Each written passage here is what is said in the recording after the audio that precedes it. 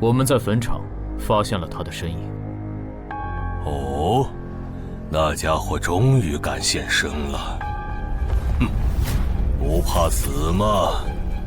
库罗德，那就不惜一切代价将他抓过来。遵命。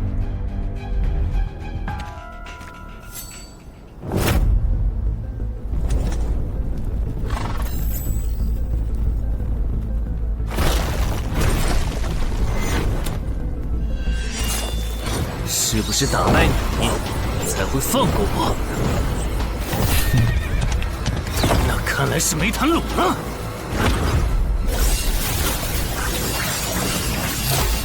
手下躲不掉，也来不及格挡。这就是你的实力。还没分胜负呢。敬酒不吃吃罚酒，那就把你变成亡灵带回去。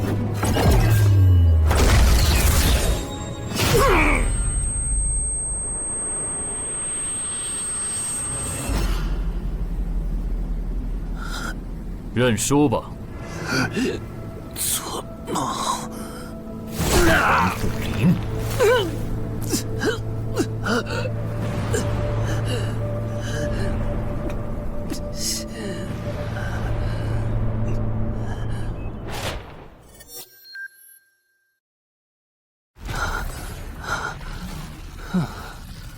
还好只是梦啊！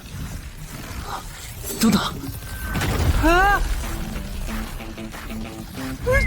这地下城入口竟然真的刷到我家里来了！2030年，世界各地相继出现地下城入口。在经历了一系列探索、争夺、开发和地下城失控所引发的骚乱后，各国政府确认了5件事：一、入口无法被破坏，但攻略地下城可以使其关闭。2. 如果未能在规定期限内攻陷地下城，那么该地下城入口将翻转，地下城内的怪物将涌入这边的世界。3. 步入地下城并存活的人类将成为冒险者，自此踏上超凡之路。4. 地下城内的怪物等级越高，攻略该地下城的收益越高。5. 最高等级的地下城 BOSS 连核弹亦无法完全消灭。过去10年，地下城入口逐渐被公众所接受，有关地下城和冒险者的情报也被允许逐步公开给公众。冒险者周刊报道显示，冒险者人员十分稀缺，但却人均千万富豪。这一消息令冒险者这一职业变得非常受欢迎。对普通人来说，冒险者就是一步登天的门票。所以你过去3年的冒险家生涯，为你赚取了超5亿的财富。当然，对于刚刚成为传说级冒险家的我来说，这只是个开始。但少有人知道，每一位高等级冒险者的背后，都有许多普通冒险者和无辜平民的牺牲。而我们的主人公陈海，恰好是知晓这一秘辛的少数人。你还真是给我出了个大难题啊！能让人一夜暴富的地下城，可对我来说也没啥用啊。毕竟我又不缺钱，而且我记得地下城的死亡率好像很高，搞不好我会死。要不把它上交给官方冒险者协会算了，说不定可以换点特别的好处。嘿嘿嘿嘿。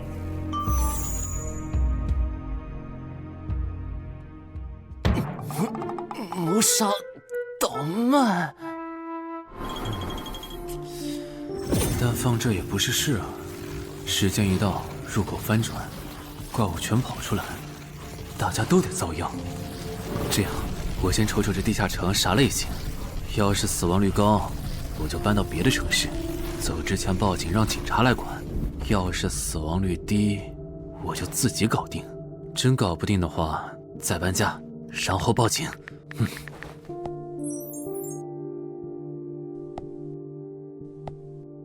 嘿，运气不错，是 Level 2的狩猎型入口。地下城入口的等级可以靠入口的规模判断。陈海家的入口太小，只能是入门级。你好，有您的快递。来了，是你的快递，在这签字。好的。说起来，小哥，你该不会是发现了野生的地下城入口吧？不然，为什么要网购锁子甲？完了，不会暴露了吧？我玩全甲格斗的，之前的防具换，打算换新的。怎么了？有问题吗？没问题，我就是随便问问。感觉这人很奇怪啊，难道是我虽然想多了？早就知道一般市民对成为冒险者这件事有多着迷，但是被人这么生硬的试探，还真是有够惊悚的。还好我伪装的不错。不过这个箱子会不会有窃听器啊？还好没发现窃听器。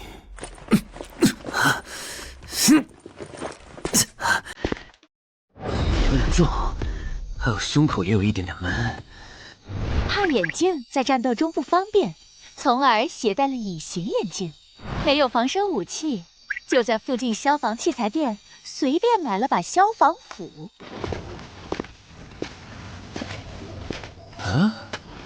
走起来倒是不影响，还行。那么，出发吧。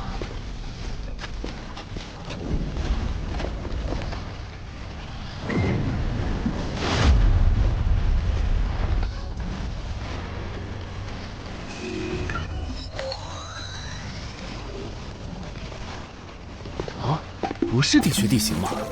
那看来我的首战对手大概率是豺狼人了。讨厌，这套锁子甲没白买。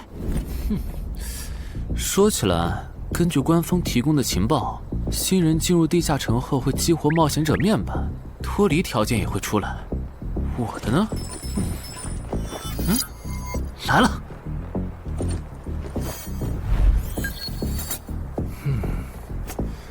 我记得普通人基础属性是10点，8点算弱，14点就很牛了。我不咋锻炼，力量和敏捷才9点，很正常。但智力有16点，真没想到啊！虽然智力和魅力是前期最没用的属性，但16点的智力，就算是协会或者财团内部也不多见吧？膨胀了，冷静，看一下地下城的脱离条件吧。脱离条件：杀死任意一只潮汐鱼人。通关条件是全灭一个潮汐鱼人小队。等一下，为什么是鱼人啊？我血产过敏啊！就不能给我安排点正常的对手吗？啊！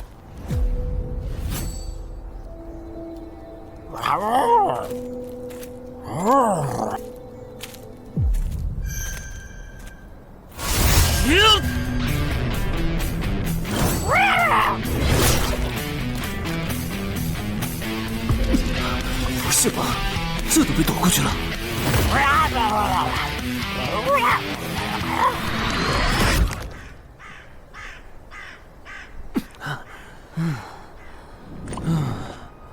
不是，这个地下城的难度标注是不是搞错了？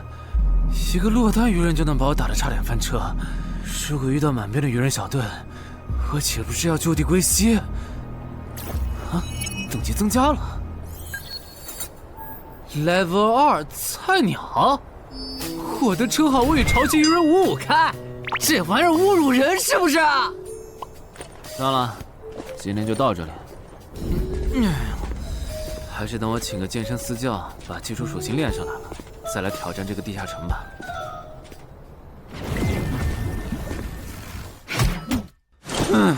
累死我了，半年的运动量都干出来了。又咋了？哦，任务结算呢？我记得地下城的任务结算好像也能爆出奇物的。嘿嘿嘿，我的要求也不是很高，给我瓶加属性的迷药就行。菜怎么了？谁还不是从菜鸟过来的？气死我了！罢了罢了，有总比没有好。让我看看这个保温杯有啥功能。该物品每天可以凝聚500毫升纯净水，可升级。这垃圾东西谁要啊？气死我了！你好，我预约了安教练。哈，您就是陈海先生吧？安教练已经在 VIP 室等您了，请跟我来。好的。没想到东山这样的小地方，竟然也有专门为新人冒险者和冒险者候补提供塑身服务的健身教练。冒险者的6大基础属性中，力量、敏捷和体力是可以通过锻炼得到显著增长的。这1年的健身费也太贵了，都和我一本新书的版税差不多了。不过只要能让我的身体素质在短时间内得到显著提升，陈海先生，这点钱就花得值。陈海先生，您之前有过健身经历吗？没有。那为什么要花这么多钱请安教练？新手打基础的话，请普通一点的教练就够用了。还是说，陈海先生，你已经成为了新人冒险者，比较赶时间？这旁敲侧击的，还真是够直接的。哼，有条件的话，那肯定要请最专业的，以冒险者为目标，普通教练不能算是好的选择。这样啊？我总不能和你说实话吧？那您应该能和安教练聊到一块儿去。东山市最好的健身教练会是啥样的？好紧张。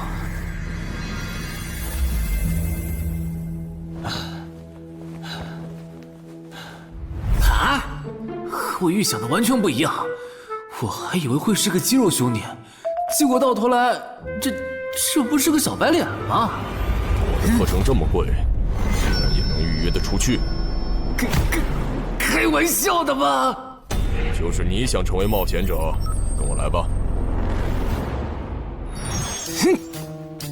3、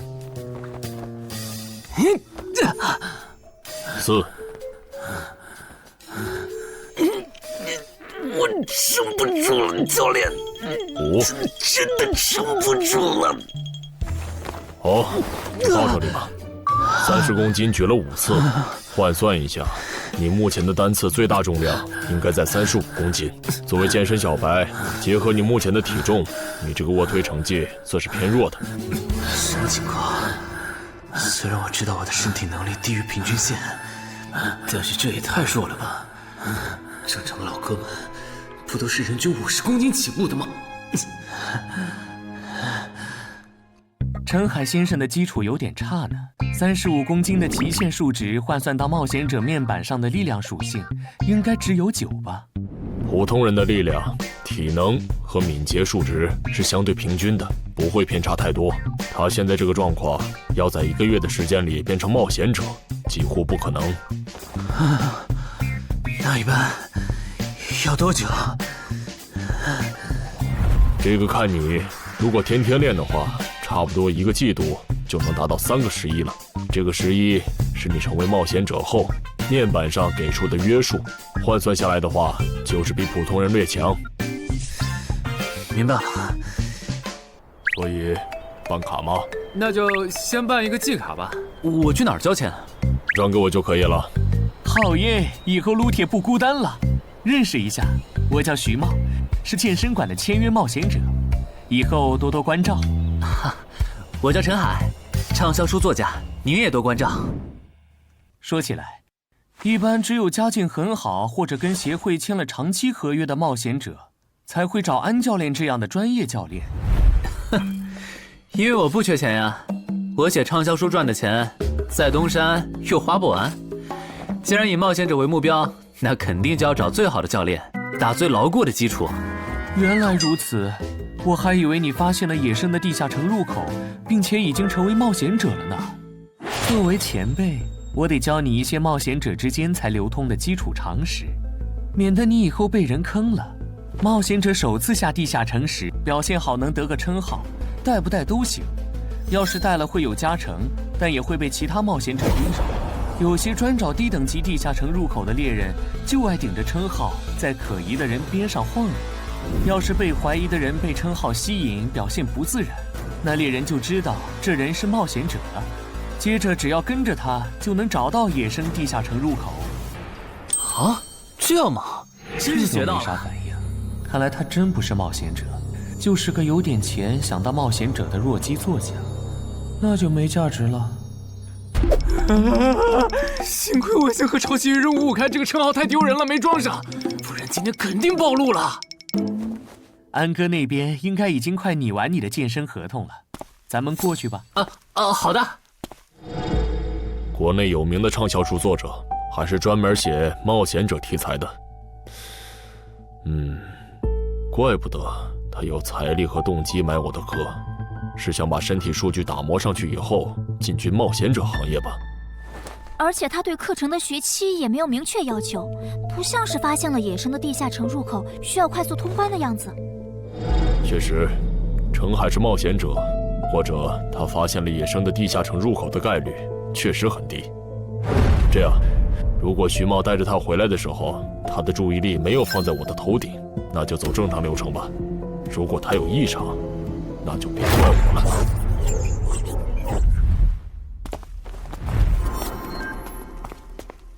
合同拟好了，你看完如果觉得没问题就签吧。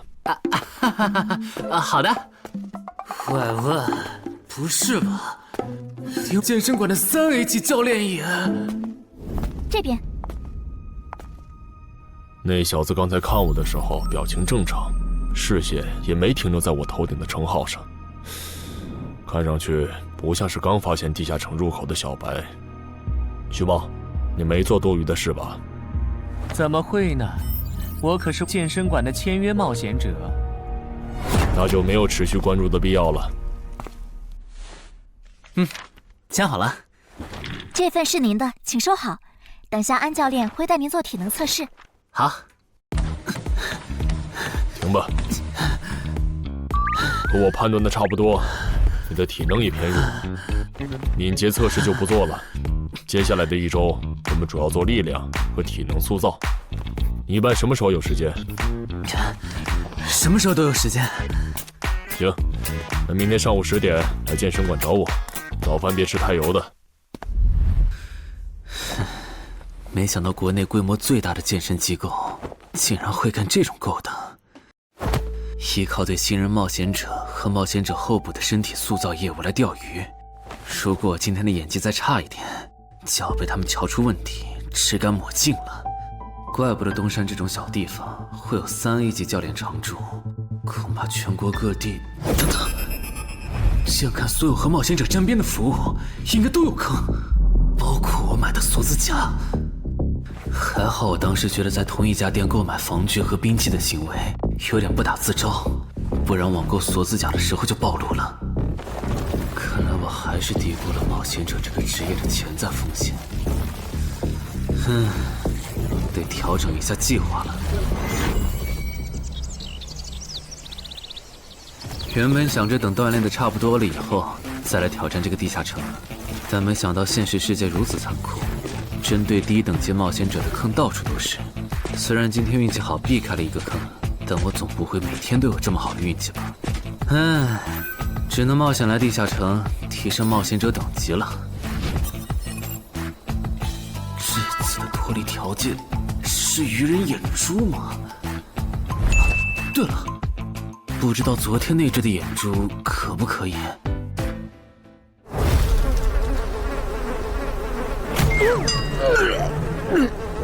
早都被啃光了呀！看来这附近有类似野狗的生物。不过好在眼珠还在。好耶！今天可以不用战斗了，等下只要记录一下这地下城的地形。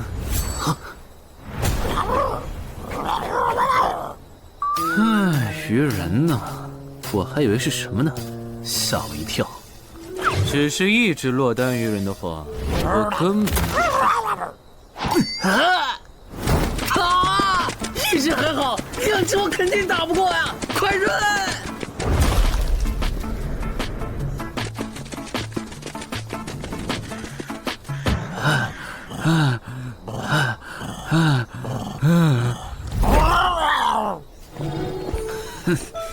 你都死到临头了，还还这么嚣张，没发现吗？你和你的同伴跑散了。哼哼，现在换我来进攻了。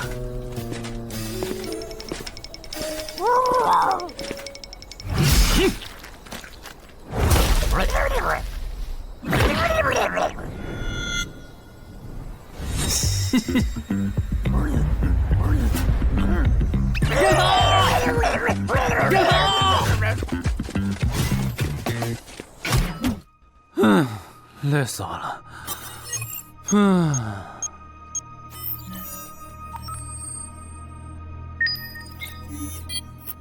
是吧？这次的评分明明更高，为什么反而没奖励啊？入门级地下城的爆率原来这么低吗？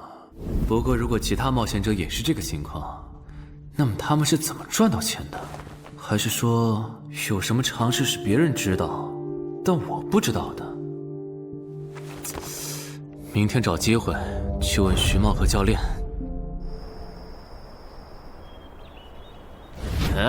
徐茂和安教练还没有来吗？徐茂去隔壁室了，大概要过几天才会回来。安教练今天临时有事，得中午才能来。好吧，那我先去 VIP 室做体能训练。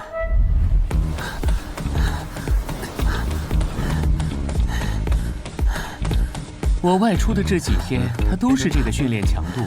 对，那可真够拼的。这样看，用不了多久，他就能把力量和敏捷提升到11了。对，如果他能一直保持一个基础下来，力量、敏捷和体质，恐怕都能到12。说起来，教练你就没考虑过把他吸收进健身馆吗？这种有钱又有行动力的好苗子，只要不出意外，以后绝对能成为中间冒险者。你回来之前我就问过了，但被他拒绝了。他想通过黑市的路子成为冒险者，然后当独狼。陈海，你这也太拼了，练这么猛很容易受伤的。还是说你打算今年就成为冒险者？能尽早成为冒险者，肯定要尽早。拖久了，以我的财力恐怕就上不了车了。毕竟时间越往后，冒险者名额的价格也就越贵。倒也是啊。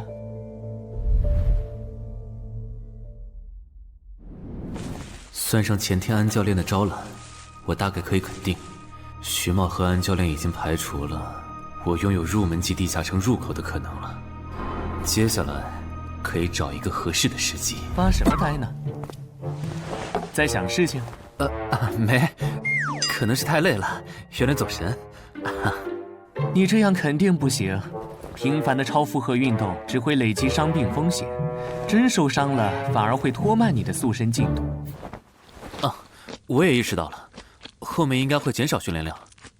对了，截止到现在，你的前期投入都赚回来了吗？还早着呢，照现在这进度，起码得等我到11级才有可能回本。为什么是11级以后？因为1到5级的冒险者挺好混的，有老手带着，完成任务就能撤退，死亡率极低。没想法的就可以这么混等级，而6到10级后，任务变难了，怪物的情报就值钱了。上阶段的混子在这阶段就去收集情报，死亡率虽然变高了，但还能接着混。只有到了11级，地下城的难度提升到混都没法混的时候，才是我这种冒险者开始盈利的时候。这个阶段的冒险者对实力的提升最为迫切，装备、奇物、技能书，一切能提高生存率的东西都能卖出很高的价格。不是，我不明白，11级后的地下城那么危险，为啥6到10级的冒险者不提前准备？不提升有很多原因，一是官方不管民间冒险者攻略地下城的事，好多冒险者到11级就想退回去过正常日子了。二是地下城的东西只能让一小部分冒险者在精英地下城混下去。11到15级赚得多，但风险也大，而6到10级，有人光靠收集情报和做后勤就能回本了，所以他们也就没必要冒着生命风险去11到15级这个阶段打拼了。原来如此，所有冒险者在6级，不，在更早前就已经完成分流了。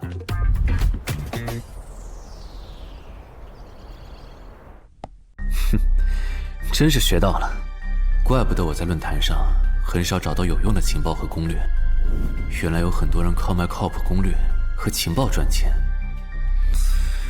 不过更让我惊讶的还是这件事。同一个地下城，冒险者就算反复刷脱离任务，也只能得到1次结算奖励。这样看，这个地下城入口能为我带来的价值，就只有通关奖励，以及将误入其中的普通人转化为冒险者这2点了。考虑到我本身并不缺钱，我还是尽量单刷这个地下城，然后再考虑要不要继续当冒险者吧。先用徐猫教我的方法，前期以收集情报为主，有10足把握了，再考虑通关的事。脱离条件找到湖？啊，这次的脱离任务竟然不需要战斗，还好买了一架无人机做辅助，不然纯靠人力搜索找湖肯定是个大工程。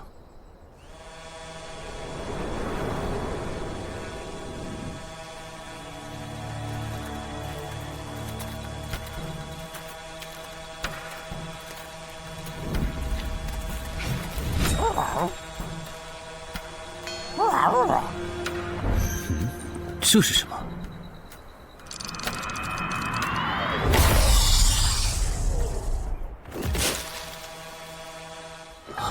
刚才那个应该是鱼人吧？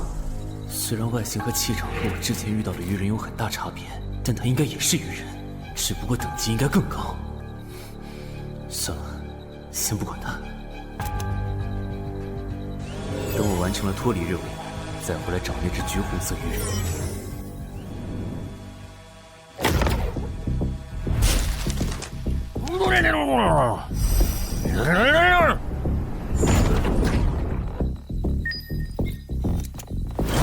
找到了！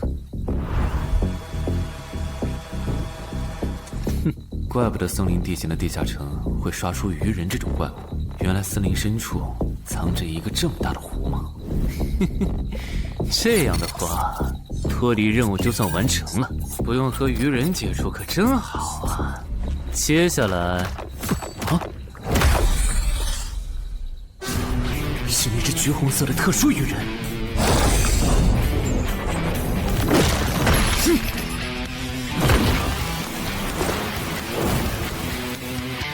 幸亏我刚刚反应快，不然可就重伤了。不过我新买的无人机的遥控器，我的心在滴血啊！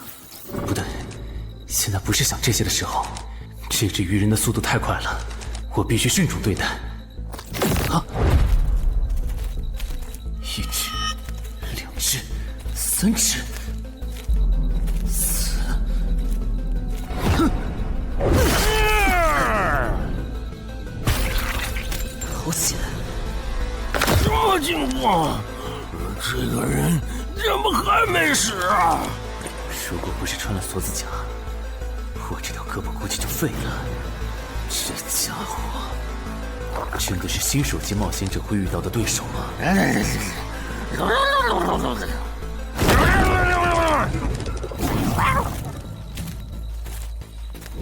如果只是和这只橘红色鱼人单挑也就算了，关键我还得抽出一部分精力来处理身后这几只杂兵。不管怎么看，这个地下城的难度绝对超纲了呀！要不逃吧？脱离通关任务重置了。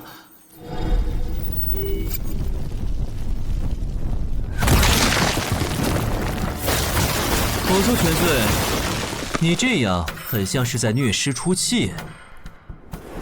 有吗？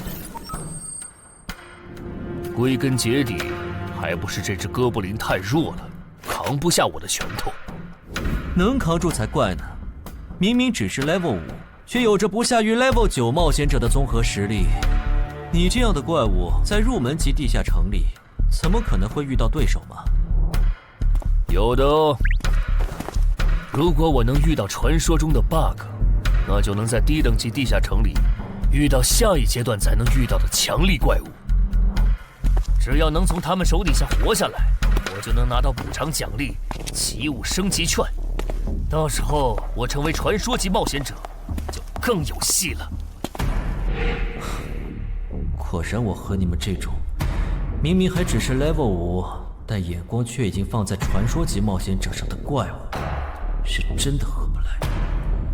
不过，奇物升级券和它的获取方式，无论怎么看，都只是博人眼球的谣言吧。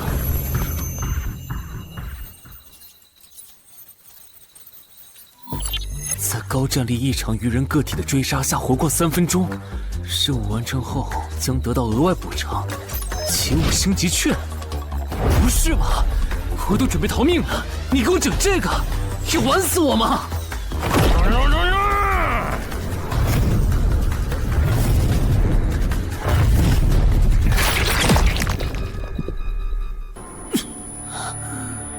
我这算是被逼上绝路了吧？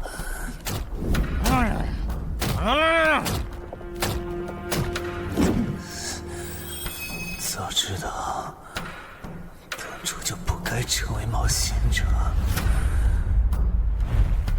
好好当个畅销书作家不好吗？虽然嘴上这么说，但我其实很清楚，这些年因为写冒险小说的缘故，我一直对地下城有向往，向往自己成为冒险者，体验那紧张而刺激的冒险者生涯。是的，虽然我怕死，人怂又不能打，但我的冒险人生绝不该止步于此。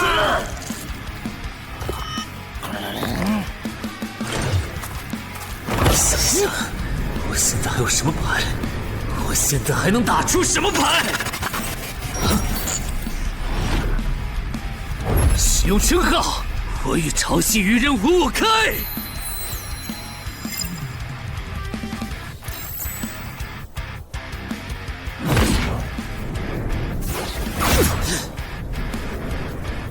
身体变轻盈，力量也变强了一点。不止如此，这些鱼人的动作也变得迟缓了许多。我的动态视力也加强了吗？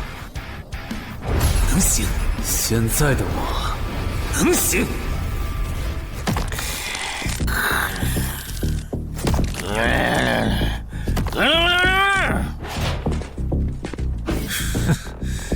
没想到高级鱼人说的话，我竟然能听懂。就剩你了，头目。我是干掉了这只下级士兵，别再得意忘形了啦！我知道的，即使身体能力获得了大幅度提升，穿上这一层锁子甲的我，依然不具备能和这只橘红色鱼人拼速度的可能。机会只有一次，利用鱼人直线攻击和我头部暴露的弱点，对方的进攻方式、路线和目标都已确定。我要做的就是舍弃头部的防御，用它做诱饵，争取到一次以伤换伤、重创对方的机会。如果这一次机会我没有把握住，那么吃到教训的他，必然不会再给我翻盘的机会了。这种生死皆在一瞬间的体验，真让人血脉喷张，沉醉其中，无法自拔。就是现在！我这不是挺能干的吗？不可能，绝对不可能！开什么玩笑？我居然会被这种弱者可恶！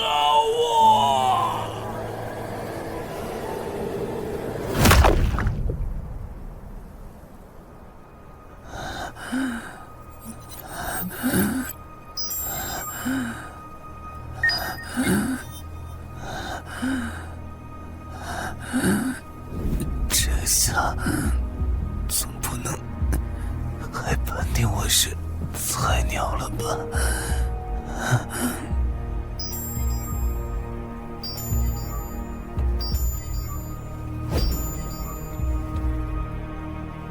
平平无奇的保温杯吗？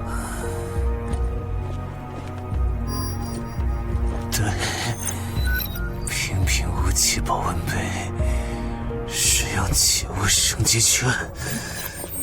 啊！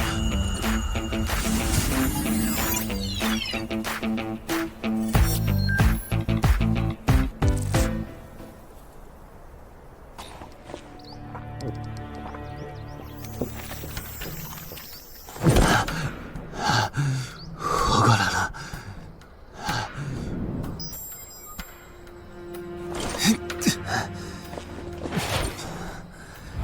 已经愈合了。冒险者面板，冒险者等级竟然提升了，不过还是菜鸟。哦，感知也提升了一点，还获得了一个新称号——至死地而后生。哼，倒是个意外之喜。再看一下通关任务重置后变成什么了。挑战等级上升了，脱离任务刚刚也完成了。不过这通关任务捣毁潮汐鱼人的孵化池吗？算了，这个通关任务明显不是现在的我能处理的。溜了溜了。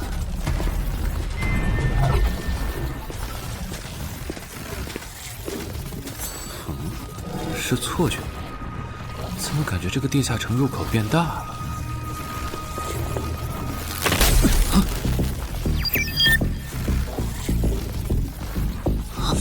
等级不足，这个地下城升级了。这么看来，我刚才完成的脱离任务，其实来自更高等级的地下城。怪不得任务难度提升了那么多，脱离任务掉落的奖励这么丰厚。隐藏之眼，我没记错的话，论坛上有个大佬，好像一直在强调这个东西的稀有性和重要性来着。哼，那必须要转职啊！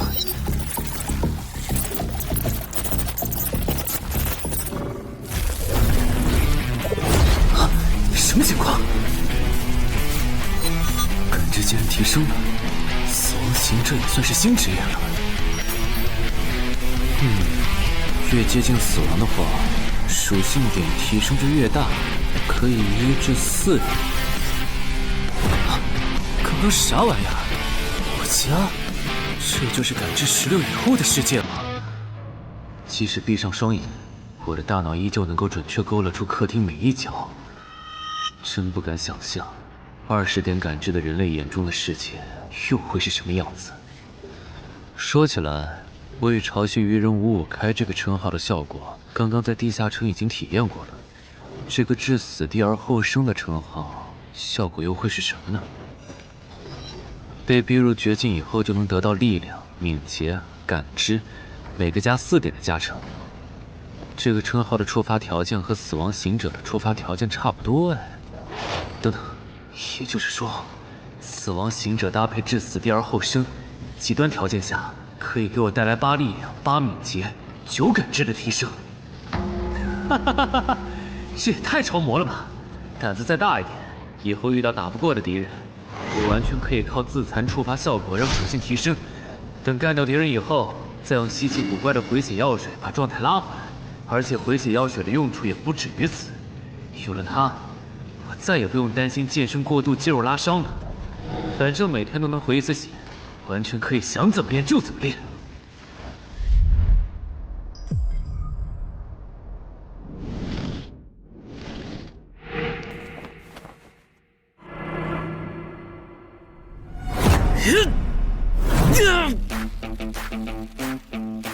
真惊人！谁能想到，不久前还只是个健身小白的他，只用了不到2个月，就达到了正常人要用1年才能取得的成果。就他那训练量，换别人来早就去 ICU 报道了。但他一通瞎练下来，还能活蹦乱跳，这说明他体质很牛啊，至少有16，甚至都有可能17或者18了。安教练，你这次是看走了眼呐！陈海还在练呢。啊，恭喜啊！你现在的力量、敏捷应该已经到达12点了。以你现在的身体素质，准备充分的话，是完全有能力完成新手级地下城的脱离任务的。真的不考虑加入健身馆，成为这边的签约冒险者吗？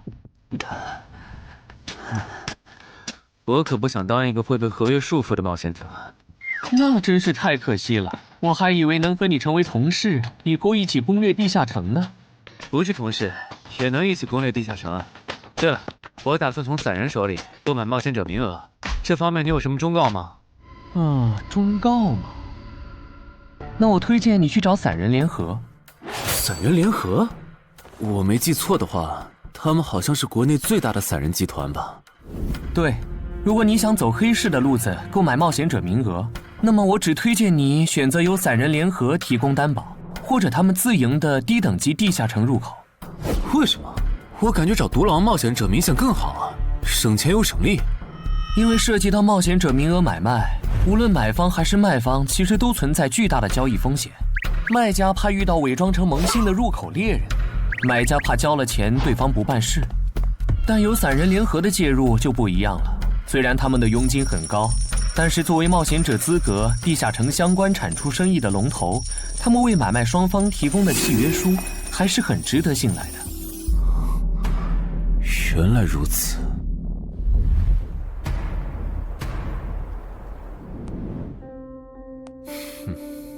查了一下，整个漳州只有云霄市的这个老廖稍微靠谱点，找了散人联合做担保。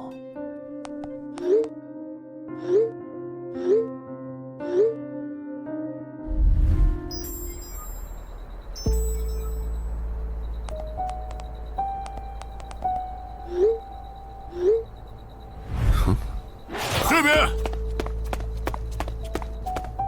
云霄老司机。没错，你就是爱写作的东山市民吗？你好，就差你了，快跟我来。签完契约书以后，我好带你们去地下城。好了，契约的内容分3项：一，买方的尾款存放在我方提供的指定账户，诸位从地下城生还归来之后，我方将尾款打入卖方账户。2，进入地下城后，买方不能做出违反安全协议的出格行为，卖方也不能见死不救或对买方施以暴力。3，不能向任何人暴露此地下城入口的具体位置。诸位对契约内容有疑问吗？没有。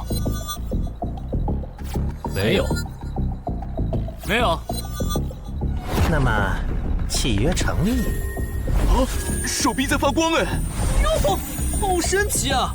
好了，我的工作完成了，希望以后还有机会为诸位服务。等下大家再跟我走一段路，我带你们去地下城入口。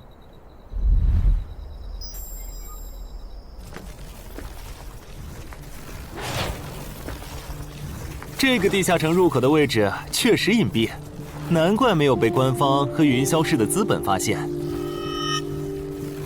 好了，大家排好队，按顺序进入。我先走一步，给大家带路。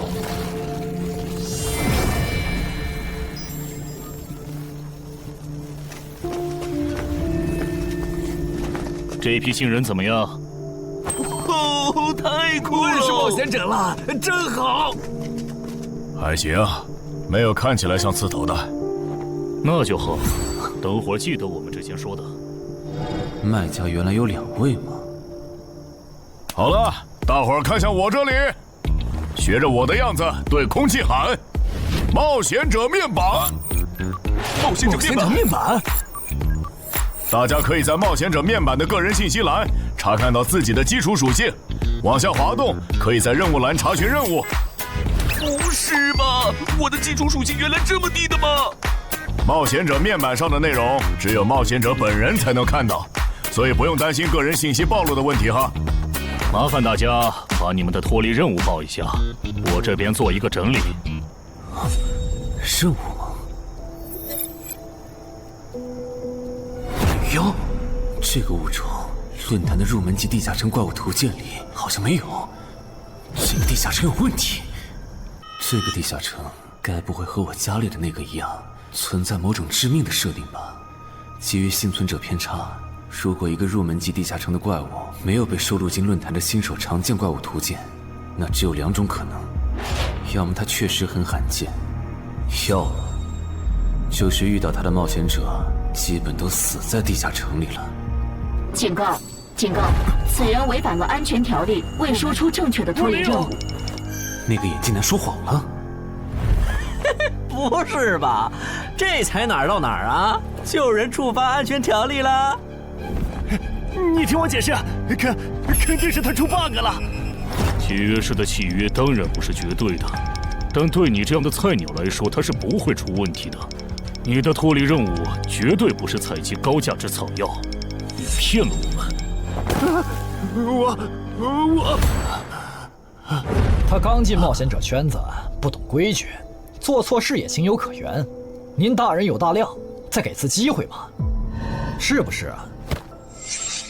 对，再给我次机会吧。下不为例。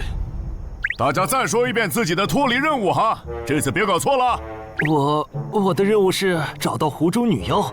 我是聆听女妖之声。我的是凝视女妖10秒。我的也是找到女妖。接下来我会带大家去女妖出没的林中湖泊，大家跟紧一点，别掉队哈。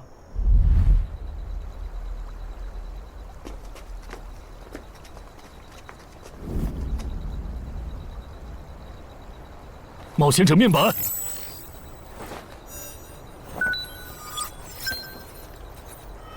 他在干嘛？呼唤湖中女妖。他怎么知道这样做可以召唤湖中女妖的？这就涉及到商业机密了。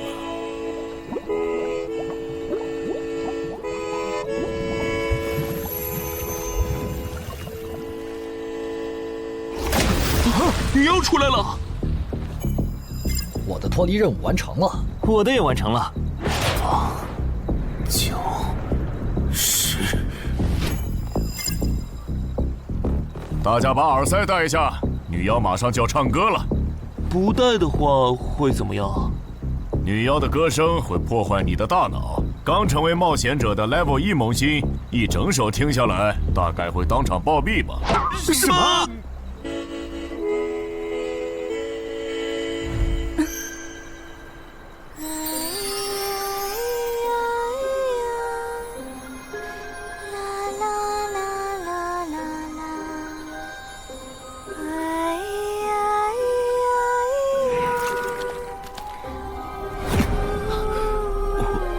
流鼻血了，就听了这一小会儿嘛。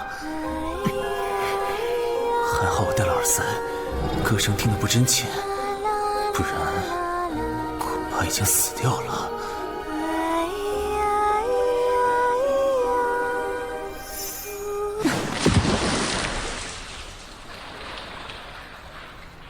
大家的脱离任务都完成了吗？都做完了，那咱们就原路折返回去了哈。搞笑，让我们原路返回？来之前我已经查过了，地下城里的植物和矿产都是很值钱的。你这么急着赶我们走，不会是想要独吞这个地下城的产出吧？我们可是付了钱的，为什么不能在这个地下城采集高价值草药和矿产来回血？等一下，咱们的契约书里可没有这条。但也没有不准我们完成脱离任务后采集高价值草药和矿产的条例吧？原来冒险者还可以在地下城内采集草药和矿产的吗？你不知道吗？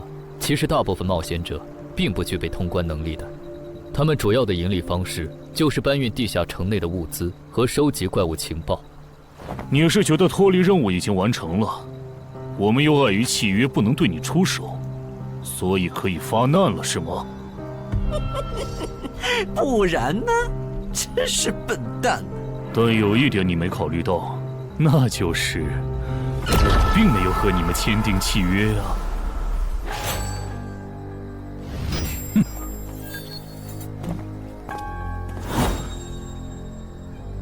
你们两个什么意思？没什么，单纯看不惯而已。我觉得这位朋友的理由其实挺合理的，只是一些药草和矿产，没必要那么计较吧。但是基于契约文书第1条的话，如果有人死亡，我们就拿不到尾款。你可以保护我们啊，作为回报，我们可以将采集到的一部分物资分给你。不好意思，我们并不想冒这个风险。真的只是因为不想冒这个风险吗？难道不是因为这个地下城藏着别的秘密，你们怕我们发现它吗？我明白了，你不是新人冒险者，你是奔着通关任务来的。老六，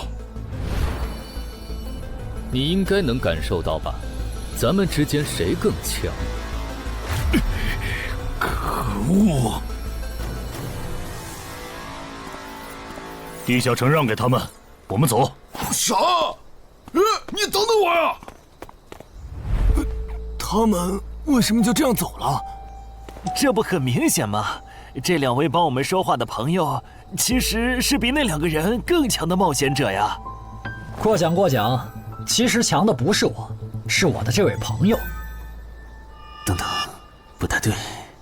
3人联合的契约师不会蠢到让假装萌新的冒险者轻松找到契约书漏洞，这不符合逻辑。大家可以自行选择，接下来是单独行动，还是跟我们一起行动？单独行动的话，你们的收益可以独享；如果跟随我们一起行动的话，通关奖励我们要1半。1半？这么多？这叫多？你没仔细听吗？是通关奖励的1半。这2位资深冒险者的目标是通关。新人冒险者的通关率一般只有10%，甚至更少。就算分出去1半，我们也领先了90%的新人冒险者。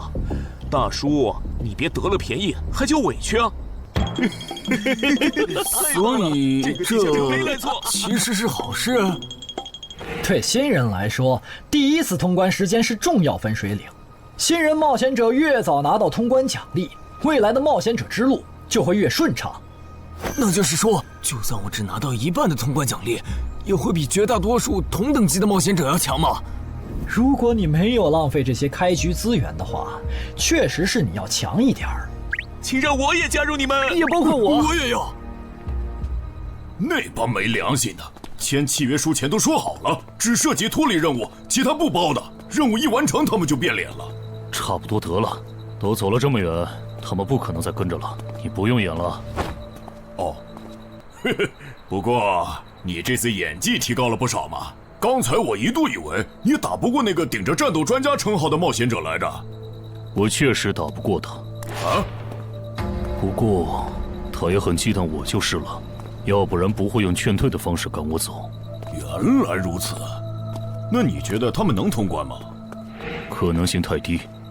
个人判断，这批冒险者里，最多只有1到2个幸运儿能活着走出这个地下城。什么嘛，这不就和之前的几次一样了吗？真没意思。哇，酷哎！既然大家已经决定联手通关，那我也不藏着掖着了。我能够为认同我、信赖我的队友带来一点基础属性的随机增幅。他说的是真的，我的力量加了1点，我加的是感知，我的也增加了。体力涨了1点，原来团队领袖这个称号是用来提升自己的队友啊，还怪好用的。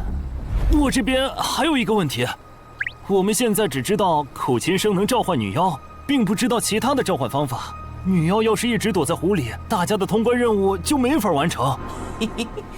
这不是问题，我的称号可以让我强制激怒指定目标，被激怒者将减少2点智力，变得冲动易怒。他也是冒险者吗？至于建立强制对话的方法，只要引起对方的注意就可以了。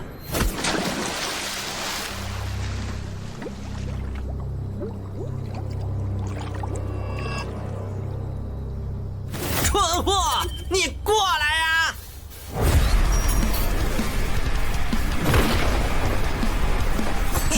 成功了，他被我激怒了。剩下的交给我吧。大家散开，让战斗专家来先是女妖，其他人换上耳塞，在外围找机会。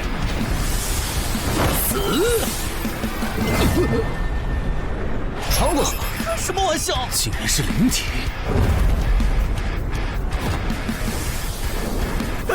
等一下！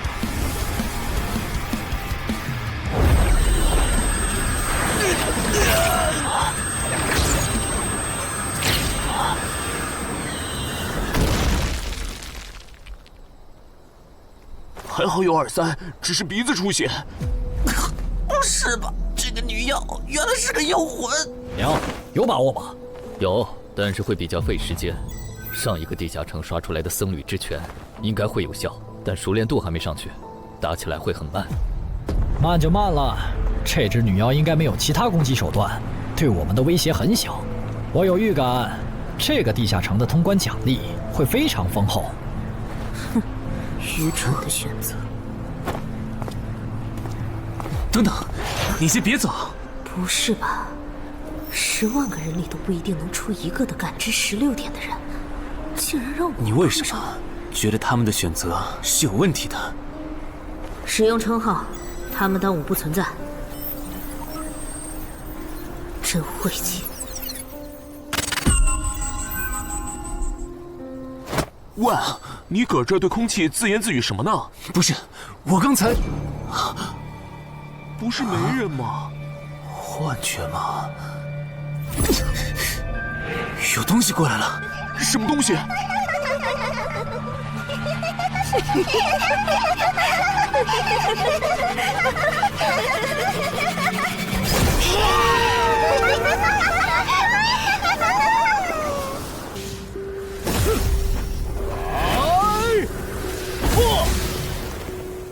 有效果了！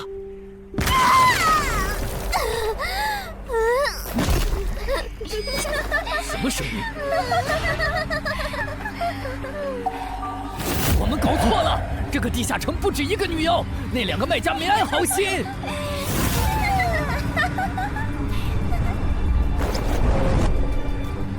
不是吧？这也太多了！不行，这个数量2-3已经没用了。还傻站着干什么？跑啊！为什么总是让我遇到这种事？天河子云那时候是，现在还是。看在你老婆和女儿的份上，我觉得应该放过你。谁叫我最喜欢看别人抱憾终身、活在憎恨和痛苦中的样子呢？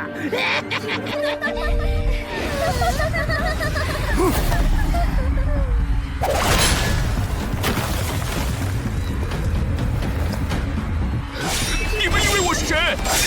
给我滚开！妈妈，我错了。来呀，也不怕你们！来呀！被摆了一道啊！怪不得那2个入口持有者的契约没限制3级以上冒险者进来，原来是想引4到5级的冒险者来通关。等我们团灭后，就进来捡我们的通关奖励，真是好算计。关于如何杀死这些女妖，你有建议吗？这声音，有建议就赶紧说。女妖不光靠声音攻击，还有别的攻击手段。我费了听觉才勉强躲过第1轮奸笑。你是爱喜做的东山市民？对，真是看走眼了。没想到你一介新人竟然比我们这些老手反应还快。但是你不是听觉被废了吗？怎么还能听到我说话？哦，我感知16，可以读唇。原来如此，这个地下城我认为是无解的。那些女妖能免疫一切物理攻击，老实说，这根本就不是正常4到5级的冒险者小队能处理的。哦，所以你也没有办法。还有一个办法，除了僧侣之拳，阿良还有一瓶被僧侣祝福过的神油，涂抹长剑后，应该也能伤到那些女妖。不过，这也就给你能伤到他们的力量。我不信新手冒险者能从这么多幽灵的围攻里杀出去。但总不能坐以待毙吧？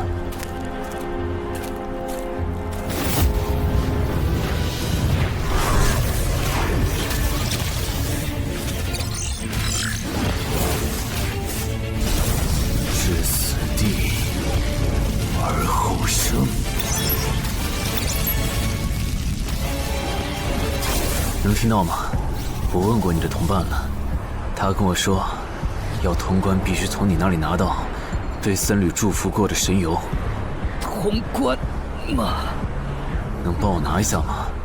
不好意思，我眼睛瞎了，恐怕没办法操纵冒险者面板取出你要的东西。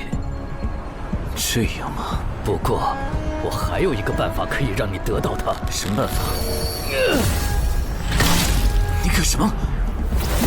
就是以死后掉落的形式让你获取。其实我也不是非要那碗油杀人夺宝不可。20点的敏捷足够我甩开女妖逃出地下城了。我就是想试试能不能通关。虽然无论怎样，你都不可能活下来。哇，真的很巧啊！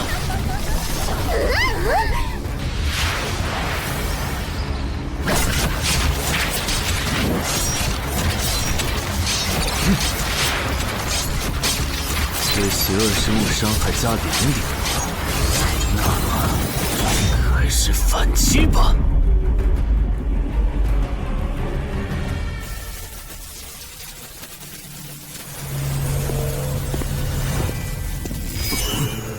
好像有人从里面走出来了。哪有人啊？你看错了吧？不是，我真感觉到了。果然，他们那不能攻略的地下城设陷阱，引同等级冒险者来做通关任务，把人坑死在里面，接着捡掉落的东西，或者等冒险者重伤出来就杀人夺宝。雇主的儿子应该就是这么被害死的。石斧秃鹫是指利用高难度地下城坑杀同等级冒险者，然后拾取对方掉落的堕落冒险者。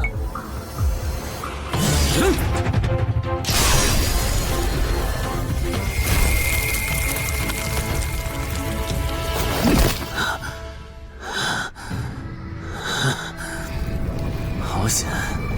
如果再多几只女妖，我恐怕就要被逼出回血药水这个顶牌了。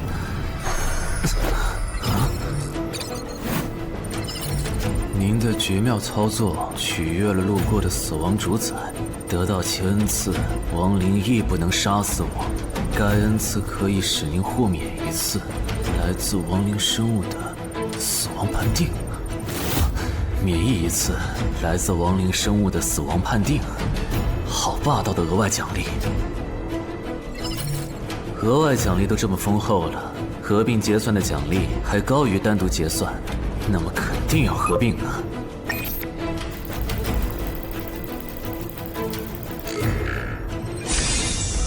哼，果然，除了稀有级奇物和新称号以外，还给我报了2个专属技能。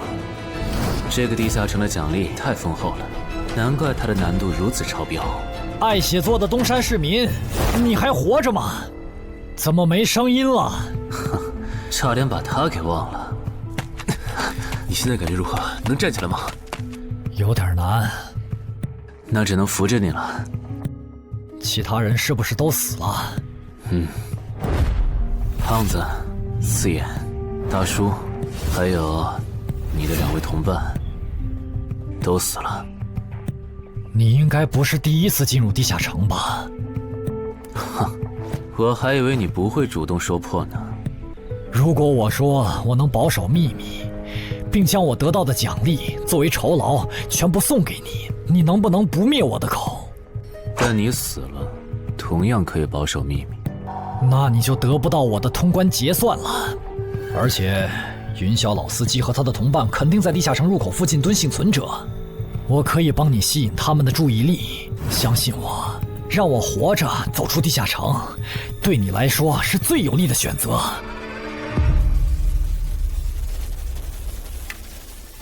看到了吗？这才是真有人出来了。哎呀，刚才那次算我看错行了吧？等等，地下城在坍缩，他们通关了。不对，小心右边的冒险者，他绝对不简单。肯定是狼。先干掉一个弱的，接下来到你了。从龙山市民，你好大的胆子！不是吧，不是吧？不会真有人觉得自己坑完人不会被报复吧？呵呵，这么霸道的吗？闭嘴！哎呀，我好怕呀！你这家伙，找死！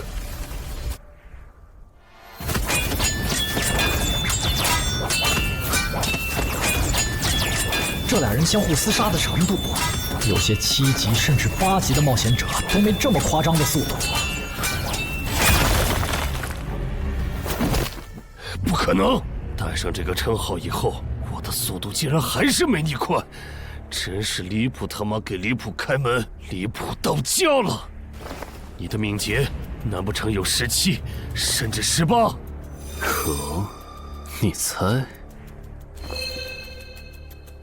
冒险者面板！哼，不比速度了。不比了。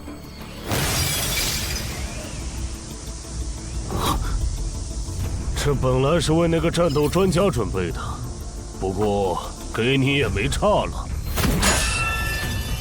来好好感受一下我从黑市高价购买的变种蜘蛛毒素吧！什么嘛！你这毒抗完全不行啊，比普通人还差！连反击的力气都没有了吗？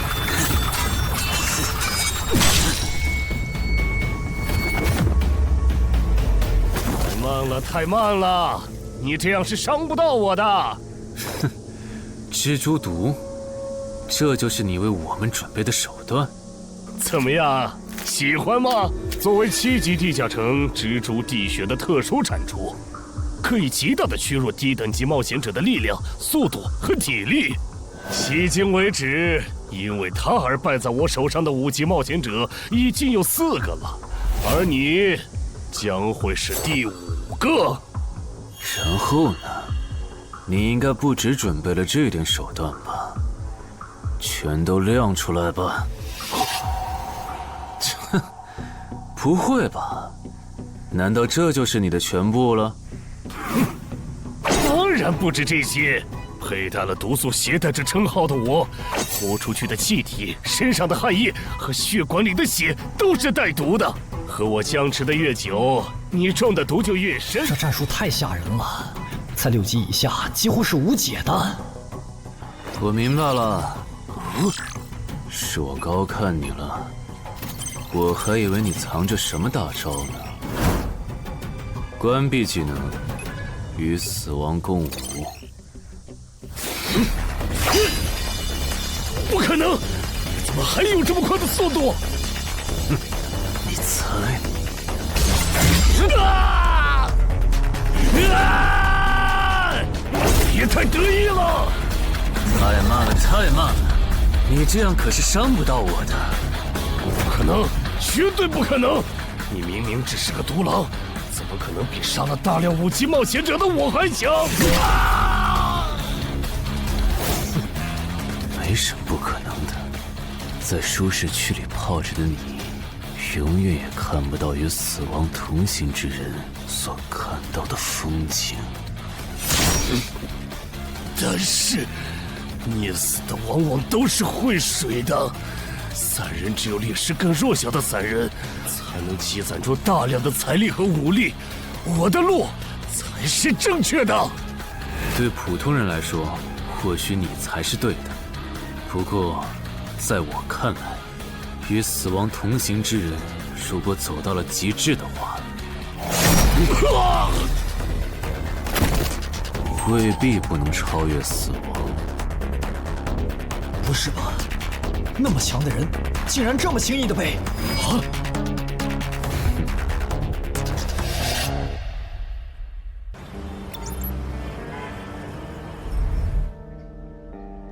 你这运气也太差了吧！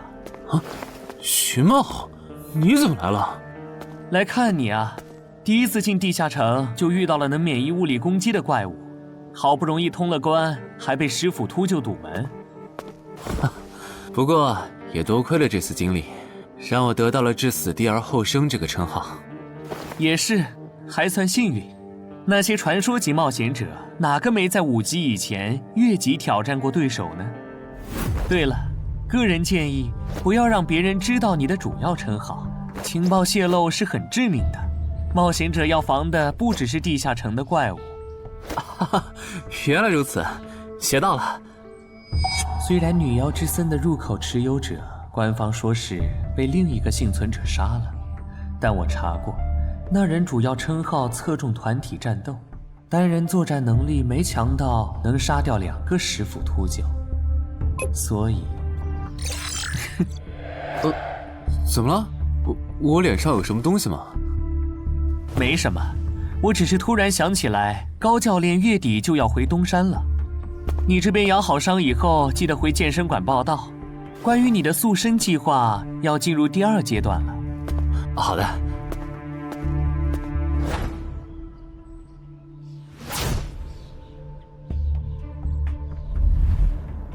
你不打算做攻略型冒险者了？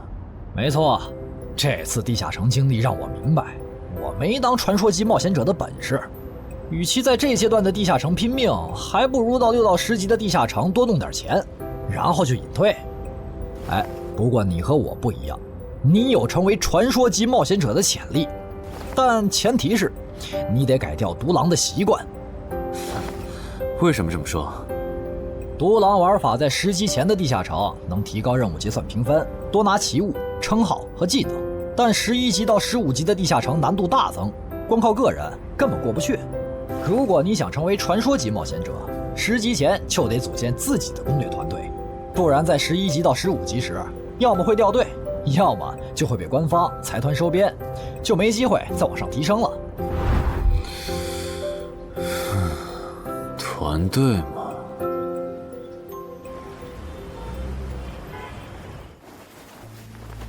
害死我儿子的秃鹫们已经死了，杀死他们的人就在这2名幸存者之间。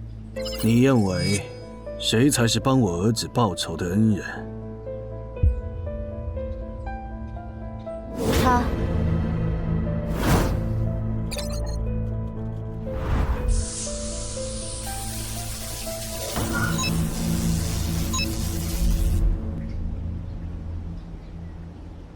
程海，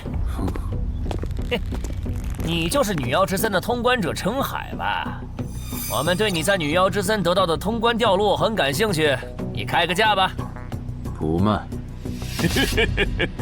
他说不卖，他不会真的以为我们是在跟他商量吧？那我换种说法，把你在女妖之森得到的东西交出来，立刻马上，不然有你好看。你们在干什么？不许骚扰我们医院的病人，走开！烦人的家伙来了，哥，我们走。切，真晦气。下次他们再来骚扰你，你就来找我。我哥哥是10级冒险者，他们不敢惹我。谢谢。不，该说谢谢的人是我。我的好朋友死在了女妖之森，你和王先生攻略了这个地下城，还铲除了用它钓鱼害人的秃鹫。原来还有这么一层关系啊！我说我死去朋友的家属都很感激你。总之，这是地下城暴走后的随机拉人现象。啊，怎么还会拉我呢？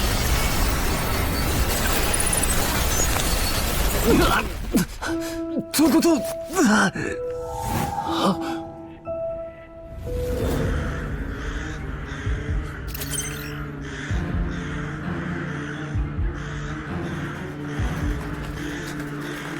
大家不要惊慌，我们只是被拉入了翻转后的入门级地下城。不是吧？我就来医院看个牙的功夫，怎么就被拉入地下城了？现在请大家跟我一起打开冒险者面板，确认你们的脱离任务。展开面板。5级的生存类地下城，哇，这次可能要死很多人。什么？云霄市医院发生入门级地下城翻转现象，有20人因此凭空消失，周德也在这20个人里。情况如何？失踪人员名单已经整理出来了，被卷入地下城的一般民众有17人，冒险者3人。我们还找到了失控的地下城入口。不过什么？你的脱离任务和通关任务是什么？消灭10具骷髅士兵，存活1小时。你的呢？我的也是。那看来大家都一样。老弟，咱们的脱离任务难度和他们的不一样啊。还有那个叫陈海的小子也被拉进了这个地下城。正常，生存类地下城的脱离任务是根据挑战者实力的强弱划分的。至于那个叫陈海的，等咱们做完了脱离任务再去找他。那个，大家听我说，这个地下城非常危险，请大家捡起地上的兵器，3到5个人为一组，凑齐脱离条件以后，尽快离开吧。完成脱离任务以后赶紧离开，你算老几啊？在这指挥本大爷？说不定是人家想把咱们忽悠走了以后，独吞地下城的宝藏呢。不是，这个地下城真的很危险。这俩蠢货脑子有坑吧？对地下城的危险没有认知也就算了，还在这带节奏。这位先生是非常强大的冒险者，他前几天刚通关了一个难度非常高的地下城，还和同伴联手除掉了10斧秃鹫。真的假的？就是锦城家园那栋烂尾楼，听说害死了好几10人。哦，想起来了，请大家相信他的判断。这个护士干嘛一直夸我呀？好烦呐！不过好在效果还行，能引起这些新手的重视就好。等一下，如果这个地下城真的那么危险，那你觉得就凭我们这些普通人，真的有能力完成脱离任务吗？先不说消灭骷髅士兵有多难，就按你说的，3到5人一组去猎杀骷髅士兵，最后肯定是青壮年组队，老弱被抛下。请问，你考虑过被剩下的人的死活吗？有道理。分开行动的话，士兵听起来就赚了大批骷髅士兵，那就死定了。很多人就是因为单走，才被地下城里的怪物杀死了。姐夫说的没错，被拉入地下城后，一定要拉拢人心，来拿到话语权，再利用话语权来强迫冒险者当我的保姆。能通关高难度的入门级地下城又如何？当你开始在意这些渔民死活的时候，你就注定得当我的保姆了。你们能信任我吗？那跟我走吧，我带你们去完成脱离任务。好的。谁允许你们走的？作为在场唯一一个有地下城攻略经验的冒险者，你难道不应该留下来保护我们吗？对呀对呀，能力越大责任越大。我看他就应该帮我们把脱离任务给做了。对，送佛送到西嘛。第一，我不是官方冒险者，我没有义务来保护你们的安全。第二，不要对我道德绑架，不然我真的不介意走之前打断你的腿，把你留在这里自生自灭。这人怎么这样啊？保护老弱不是最基本的道德吗？活该他不是官方冒险者，看来道德品质不过关。你们干嘛去？我觉得那个人说的很对，既然通关任务是存活1小时，那肯定是越往后越危险。对普通人来说，早点完成脱离任务，离开这儿才是最优解。切，不走留着被你们道德绑架，免费当保镖吗？我们又不是傻子。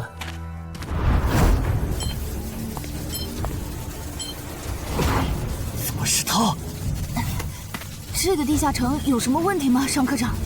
这个地下城最大的问题在于，接下来的1个小时，能有几个人活着走出来？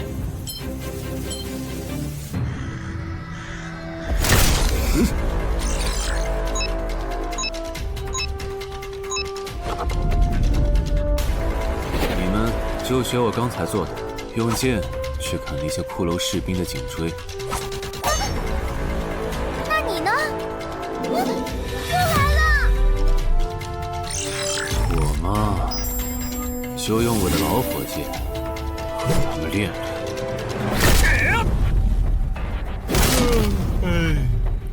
打完这批记得换班啊，老哥。好嘞。骷髅士兵不刷新了，看来并不是无限的。好消息是新人的压力小了，坏消息是我这样的老手完成任务更难了。这周围的骷髅士兵被咱们刷光了，换地方吧。好。受伤的人往后退，剩下的2人一组，交替清理从地里爬出来的骷髅士兵。再战40分钟，大家就可以回家了。好。亏我之前以为当冒险者有多难，结果就这儿啊！是啊，这些骷髅根本就没有那个老手渲染的那么危险。等这次结束，我也是个有名的冒险者。这些骷髅虽然弱，可不代表这地下城难度低。正相反，骷髅越弱，越说明地下城有极厉害的 BOSS。更让我烦的是，这地下城怪物也太少了。虽然我以老弱不宜参战为由，劝退了近半的冒险者，但是分到我这的怪物才4个。最后10分钟，这地下城难度肯定飙升。要是接下来10分钟都没有新的骷髅士兵刷出来，我就得自己想法子凑够剩下的6个骷髅士兵了。脱离任务做完了。嗯。你呢？还差几个？8个。把机会都让给他了吗？那你先回去吧，我们继续刷骷髅。等做完脱离任务以后，咱们3个在外面集合。10年来没有一个人通关。不止如此，这个地下城的幸存者们也非常奇怪，几乎所有的都是新人。怎么会有这么奇怪的地下城？正常不都是冒险者越强大生存率越高吗？因为这个地下城有一个被称为强者坟墓的机制。同样的脱离任务，新人的难度只有老手的1/10。当新人完成脱离任务离开的时候，实力远超冒险者的地下城 BOSS 会主动追杀冒险者。好多老手都栽在这机制上。周德，快点察觉到，这个地下城的本质是谁最先完成脱离任务，谁才能活下来的竞速比赛。好心的冒险者哥哥，护士姐姐，再见。拜拜。再见。等下遇到的骷髅士兵，我多分给你一点。你先完成脱离任务，和他在外面会合。好的。有人完成脱离任务出来了。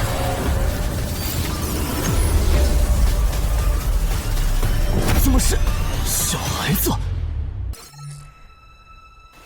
有人离开这个地下城了。这个第2阶段是什么意思啊？原来是这么回事吗？这个地下城的本质是竞速。李明、王志勇，你们2个跟我来。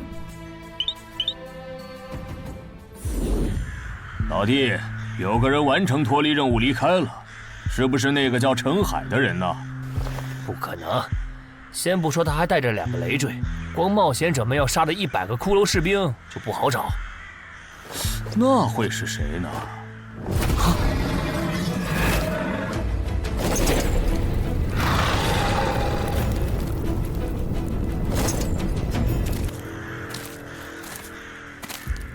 叫我们跟着他出来，都走这么远了，也不解释一下。如果遇到大群的骷髅士兵，咱们3就完了。闭嘴吧，他这么做肯定是有原因的，你没注意到吗？他是看到任务栏变更以后才叫我们出来的，恐怕他比我们更清楚这个地下城发生了什么。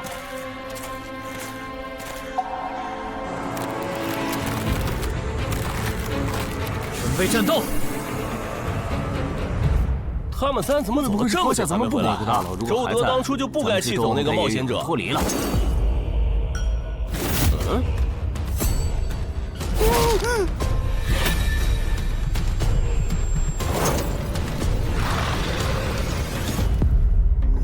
周德、吕明，你们2个王八蛋，竟然拿我当挡箭牌，用完就丢！你们这2个小人！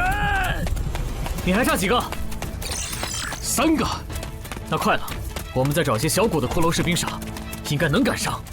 儿子，不对劲，幸存者的数量在减少，营地那边出事了。说什么？陈海哥，这阶段是什么意思啊？可能是难度提升，接下来会出现更强的怪物的意思吧。这个你别管，你的脱离任务做到哪儿了？我看看啊。陈海哥出事了，其他人都死了，现在只剩4个幸存者了。什么？左二，右二，去左。都说了，是这个地下城的 BOSS 降临了，要想活命，必须就地折返。在 BOSS 找到我们之前，完成脱离任务。别开玩笑了，就咱们2个人，怎么可能在那么多骷髅士兵的围攻下完成脱离任务？王志勇在的时候都做不到。听不懂人话吗？我们已经没有时间去找骷髅士兵了。还差右二。剑锋，救我！你好了吗？马上！陈海哥，好了。常先留下，你先走。可是，特效！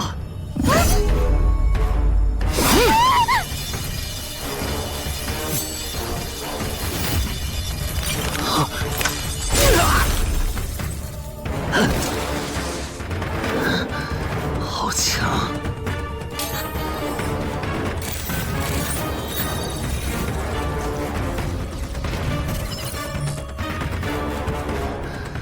明白了吗？你留下来，只会碍事。我知道了，我去外面等你，你一定要活下来。好了，现在只剩下咱们2个。我猜你是不会放我走的，对吧？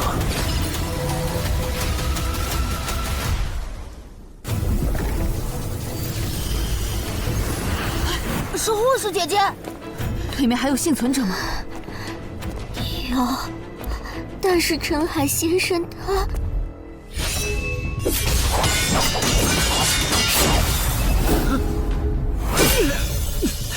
好强！这样下去不行，速度和力量我都不是他的对手。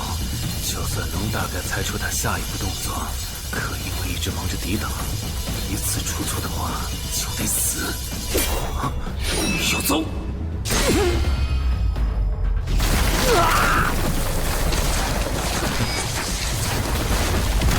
这么巨大的实力差，你还能跟我过几招？在我这儿撑这么久，了不起！他好像在跟我说话。不对，现在不是该思考这些的时候。想一想，再想一下，到底该怎么做，我才能活下来？没戏了，把这边的情况汇总给漳州吧。就说云霄市医院地下城暴走事件，17名普通市民卷入，仅2名幸存，3名低等级冒险者卷入，无一生还。你在说什么？不是还没到时间吗？这才过去5分钟。就是。我能理解2位的心情，但是请不要再做不切实际的幻想了。这个地下城里的 BOSS， 就算是9级的我，也没有把握面对他能存活15分钟。你要等的人，哪怕是5级冒险者中的佼佼者，最多也就能坚持5分钟。你从地下城出来到现在都过去5分钟了，他还是没有脱离地下城，这意味着什么？你应该清楚吧？怎么这样？如果不是因为我们拖累了他的进度，护士姐姐，陈海先生肯定能活着离开这个地下城。都是因为我们。是啊，全都是因为你们。如果没有那个多管闲事的冒险者帮你俩完成脱离任务，周德才是最有可能活着离开这个地下城的人。我出去冷静一下，这2个新人的登记工作交给你了。那这个地下城入口怎么办？人都死光后，入口会在半小时内关闭，接着随机出现在世界某个地方。当然，如果你实在不放心，也可以盯到最后。好吧。你合格了。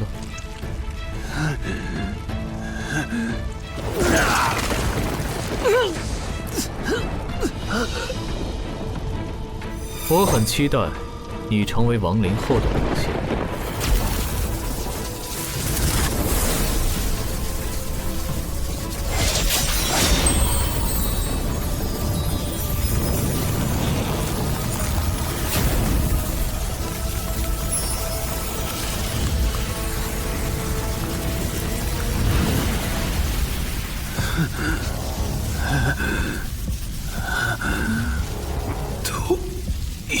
赢了。对这个 BOSS 来说，完整的我更有价值。在他回来之前，只有死亡主宰的恩赐。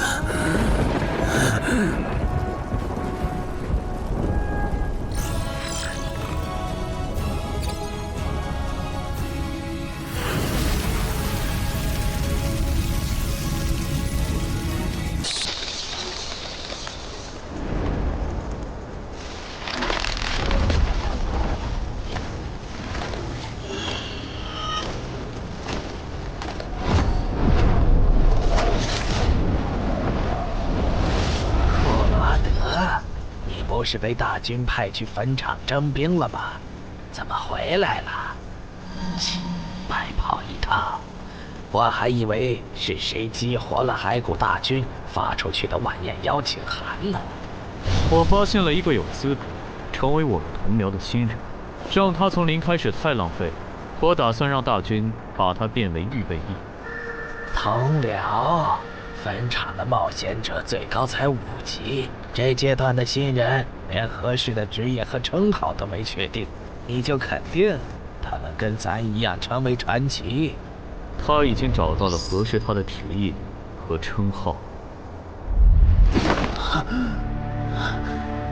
这次真的太险了，如果不是那家伙主动走了，就算再给我一条命，我也完全没机会。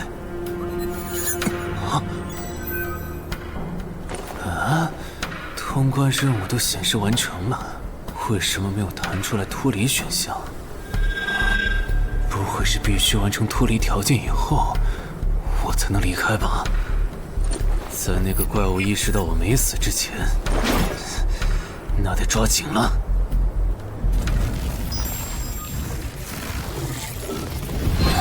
没有关闭，这个地下城的入口还没关闭。澄海先生还在战斗，他还活着。我去找尚科长。周德死在地下城里，他姐知道后一定会迁怒同期的幸存者。如果处理不当，尚科长，怎么了？慌张成这个样子？那个地下城入口没有关闭，结束的时间明明已经到了，但是他还在。怎么可能？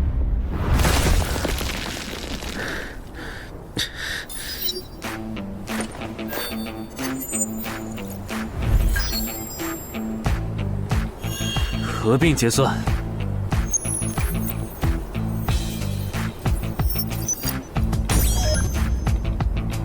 原来那个亡灵骑士叫库罗德呀。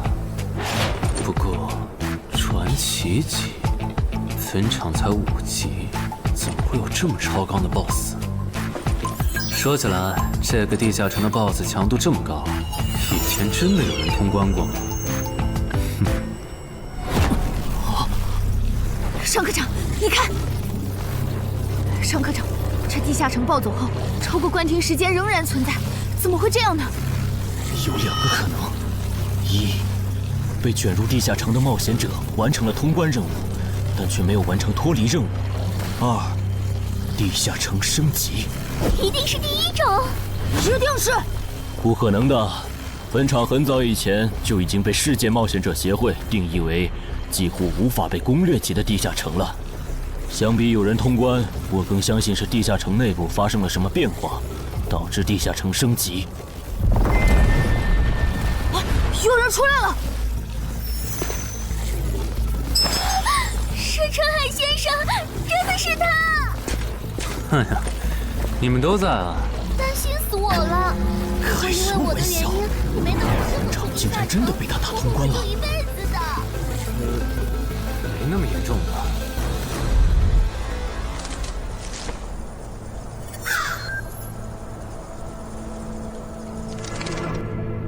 吴王，这是你驻守坟场以来第一次主动觐见吧？库罗德，你知不知道，就在刚刚，你成为了全球首个通关坟场的冒险者。首通？我？对，你要火了。本场这个地下城虽然等级很低，但是在冒险者圈子里很有名气。你手通的经历应该会吸引到很多资本和散人工会的招揽，当然也包括官方。所以现在是招揽环节。是的，你在女妖之森和坟场的表现已经充分证明了你的潜力。像你这样的超级新人，整个冥省1年下来也不会超过10个。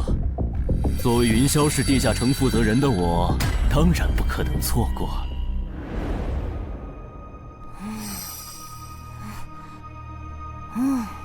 恩姐，你说那个叫商礼的，是不是想抢走陈海哥的通关奖励啊？要不然他为啥要拉着陈海哥单独谈话？应该不至于吧？我可不会那么没品。而且5级地下城的通关奖励，我根本看不上，好吗？哼，那可不好说。你不需要，不代表你家亲戚不想要。这死小鬼！啊，别乱说。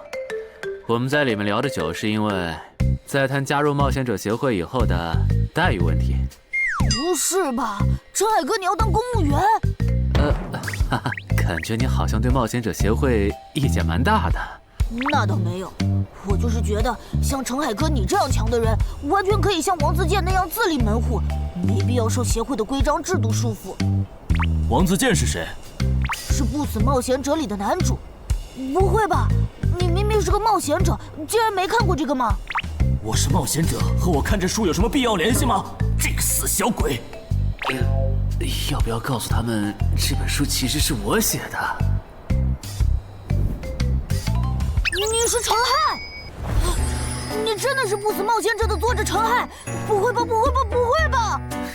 如假包换，不信的话，我可以给你看我写到一半的《不死的冒险者2》的小说原稿。真的吗？啊，你怎么了？怎么感觉你受委屈了？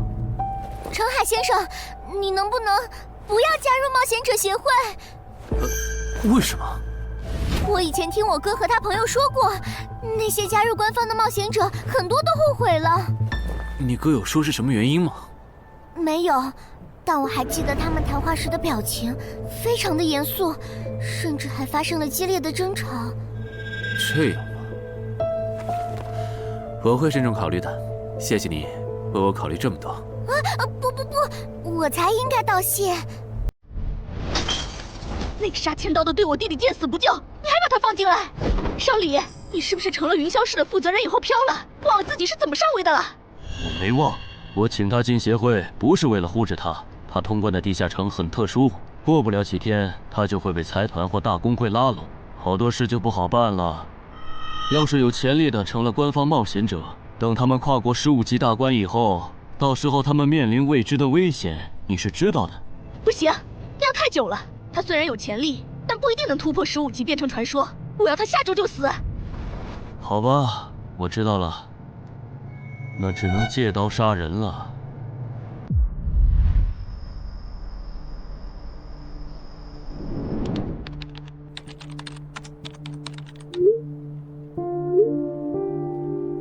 坟场，这个地下城的情报不是早就挖无可挖了吗？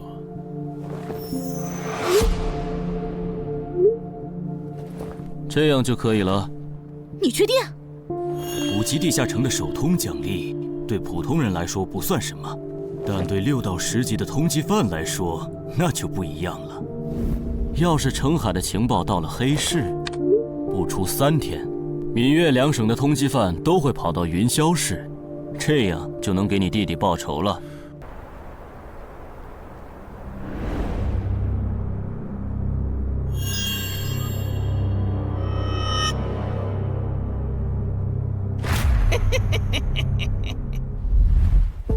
我的个人信息要3天后才能录入官方的冒险者系统吗？是的，我记得程先生你是东山人吧？要不我这边先给你安排一下暂住的酒店，这样你这几天就不用两边跑再折腾了。不用，刚好我要回东山办点事，那我3天后再来云霄。好的好的，那咱们3天后再联系。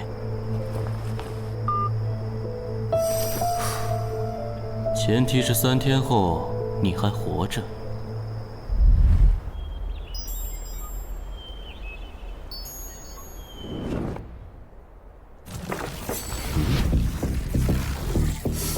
几天没见，怎么感觉这个地下城入口变得更大了？啊！准入等级6级，也就是说，这个地下城的等级现在介于6到10级之间了。我现在是5级，按照之前的升级速度，只需要再打1个到2个5级地下城，就能升到6级了。上次翻论坛的时候，我记得东山这边好像有一个5级的地下城正在招募人手，我看看还在不在。好耶，还在。你好，请问你们的招募条件是？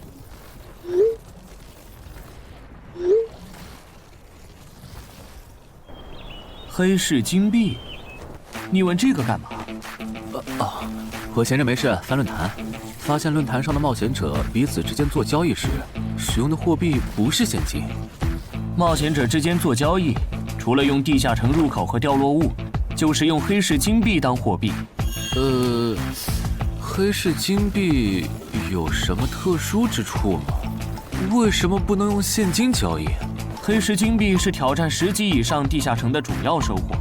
我以前问过安教练，他说这东西10级后有大用处，可具体咋用没跟我细说。原来如此。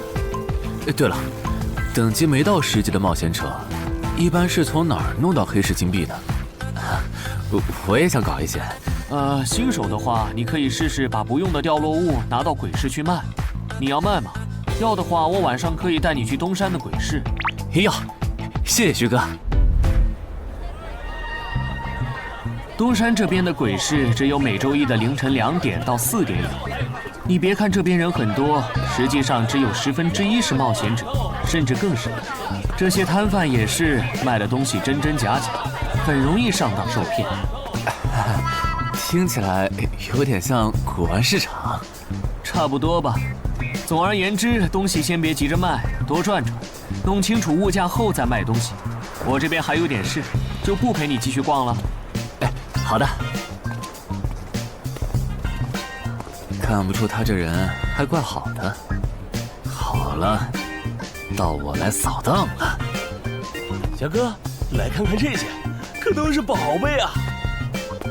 瞧一瞧，看一看喽！精品装备，仅此1天，价高者得。小哥，来看看我的矿石啊！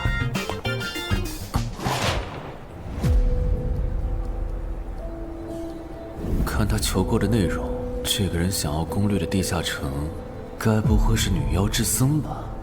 这位小哥，你有我要的东西吗？如果是对付女妖的话，口琴和长剑应该可以。哈，有啊。你打算以什么价格收？我得先看看货，货好，价格都好说。要看货，你得等我半个小时，我回家拿去。那你得快点，如果在这期间有别人卖我要的东西了，我可就不收了。哼，知道了。都在这里了。这个口琴确实可以吸引女妖，我可以给你6枚黑市金币。Nice。至于这把剑，这剑携带圣化属性，对邪恶生物伤害加2点，能够有效攻击女妖。哦，有点意思。爷呀，你这把剑我可以给你8枚黑市金币，咱们加个微信吧。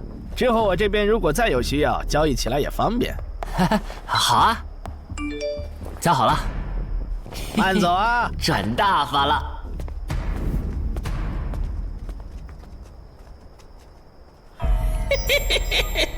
疏于防范了哟，坟场通关新人。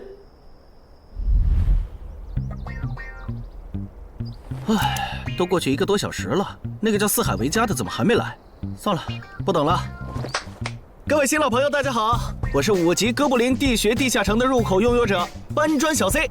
我左手边这位是协会冒险者林女士。哟，本次攻略已在官方备案，大家可以不用担心秃鹫的问题。这边的3位大叔和我组队过3次，是实力和人品都很过硬的老手。这小子怎么每次都这么磨叽？然后是本次行动的金主，目前还是普通人的王老板。大家好，鄙人姓王，是东山地产的经营者。最后是新朋友，爱写作的东山市民，和今天也很闲鱼呢。他们都是3级以上，可以胜任后援工作。大家好。哎呀，怎么这些人都喜欢在公园集合呀？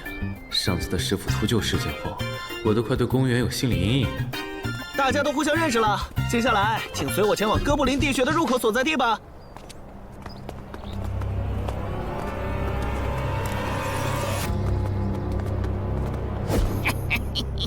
我就知道，他没用黑市金币购买装备，一定是用来换东山这边的低等级地下城的攻略门票了。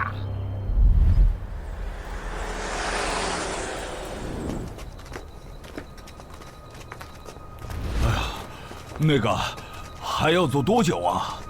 啊，快了快了，入口就在前面。小森，这入口你是怎么发现的？这也太偏了。不是我发现的，是本地的一位驴友发现，然后卖给我的。真的假的？这年头还有发现地下城入口以后自己不攻略，反而拿去换钱的傻子？因为哥布林地穴对新手来说太难了，当时发现这个入口的驴友不止1个，但最后完成脱离任务活下来的就只剩下1个人了。人家已经是冒险者了，这地下城在开放期又攻不下来，还不如卖了，换点能用的东西，剩下的钱分给死去同伴的家属。这选择挺合理的呀，不是吗？合理是合理，但我觉得事情应该没那么简单。喂，你这人真是的，咱们都合作好几次了，你还怀疑我？到了，形状、颜色、大小完全一致。没错，这个就是5级的地下城，风险评估过了，可以进。讨厌，这一下你放心了吧？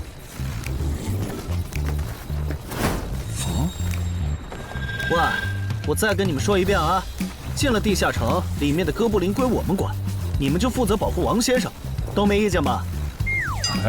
我这200斤肉就交给2位了。脱离任务呢？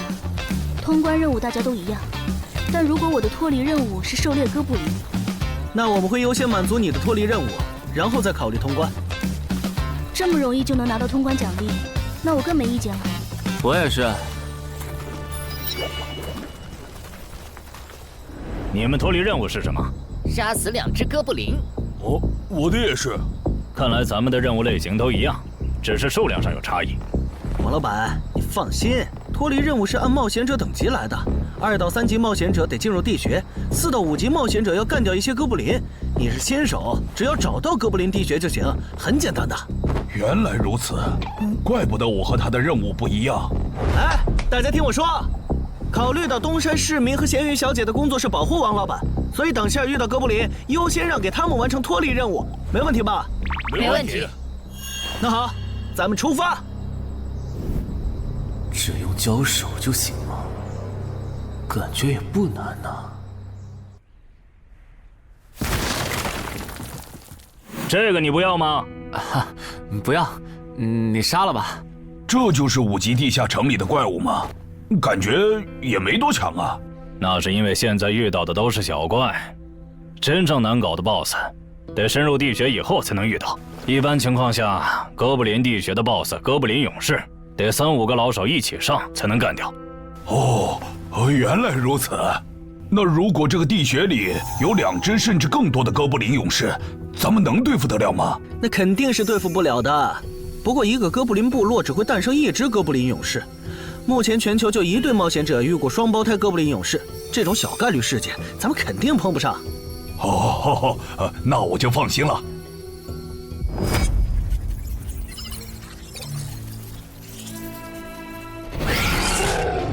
速战速决，别让他们逃回去报信。麻烦了。啊？你指哪方面？从我们踏入地穴到现在，已经遭遇了4波哥布林，很明显，这地下城的小怪数量多得不正常，我们可能中大奖了。搞不明白你们这些富人究竟在想什么。你都这么有钱了，为什么还要成为冒险者？说来惭愧，鄙人成为冒险者主要是为了减肥。减肥？等等，减肥和成为冒险者有什么必然联系吗？这联系可大了。我特意托人问过，目前已知的职业里，有一种不需要锻炼，只要打坐消耗多余的体质，就可以不断变强的。你不觉得这种职业很适合我这种有钱，但是又下不了苦功去锻炼的人吗？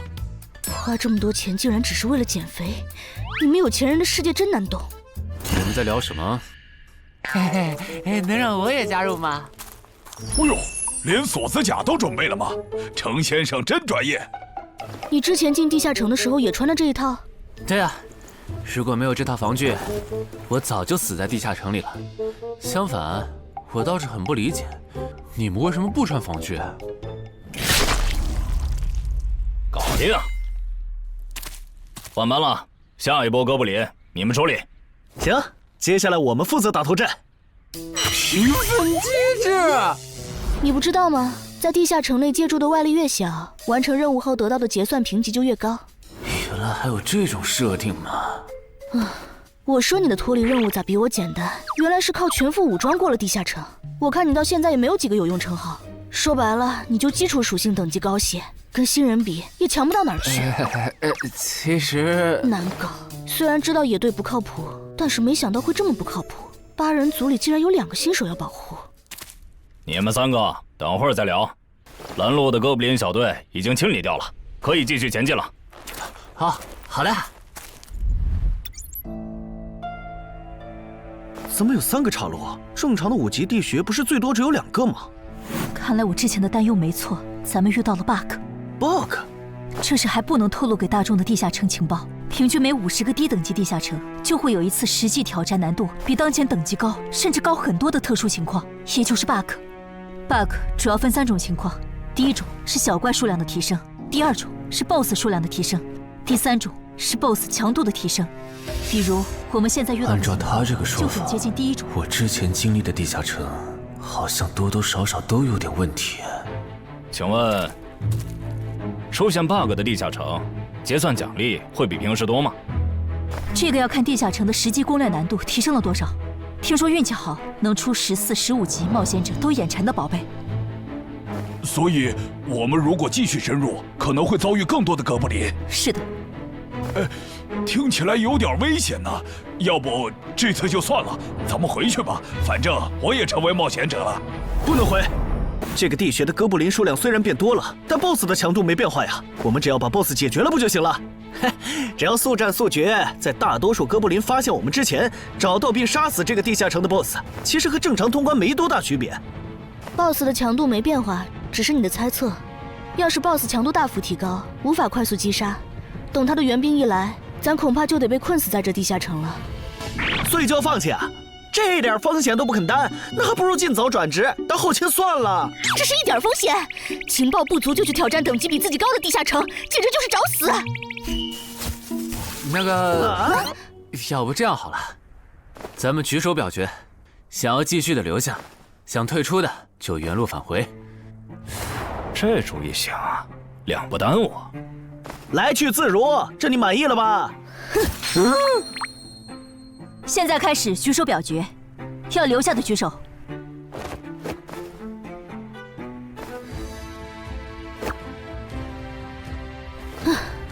所以说野队就是野队，完全没有风控意识。不是，你有毛病吗？他们等级高，想拼一下我能理解，你实力还不如我呢，你凑什么热闹？但我还是想试试。既然大家已经做出选择了，那就在这里分道扬镳吧。王老板，你的通关费用我晚一点退给你啊。哎呀，不用，就当交个朋友了。走了。哎呀，你等等我！一定要走左边吗？我觉得右边更好啊。那就猜拳，谁赢了听谁的。要是平局怎么算？靠谱吗？这2人平局就走中间呗。我怎么感觉上贼船了？石头，剪刀，不！超爷，我赢了！哎呀，早知道出剪刀了呀！可恶！等下 BOSS 出来了，你不用上，你就负责清小怪，别让哥布林打扰我施法。没问题。那个，你为什么那么不看好他们呀？这个地下城真的有那么危险吗？你怎么知道我不看好他们的？啊，我毕竟是做生意的嘛，基本的察言观色还是会的，所以，我选择退出主要是因为这个称号，它的效果是为佩戴者指出前方的危险。之前的地穴，我就靠它发现地穴深处有俩能要我命的家伙。我听了官方冒险者给的消息，我认为这个入门级地下城是少见的双 BOSS 地下城。一般单 BOSS 地下城要3到5个同等级冒险者才能打通，那双 BOSS 的话，咱们这点人肯定不行。你信不信？我要是跟他们把话说开了，明天情报商人那儿就会有我和我这称号的情报。为啥要我牺牲自己的利益去拦着他们作死？大家又不熟。再说了，作为临时队友，我在保证自己安全的情况下，都尽力劝他们了，不听那是他们的事。那你为什么肯和我说这些？你不用担心，我不会害你。你又不在冒险者这行混，没必要为点情报费招惹我这种有潜力的人。说出来也没啥。哦，这样啊。怎么了？不能再继续前进了，外面有更致命的危险。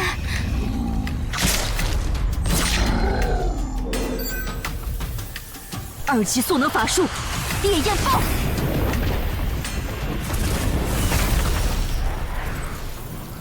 原来林开战前套给我的元素护甲是干这个用的呀！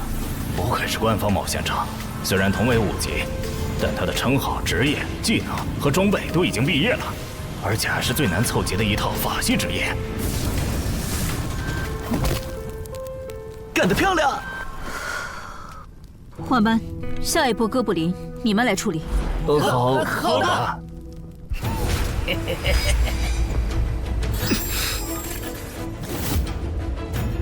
啊！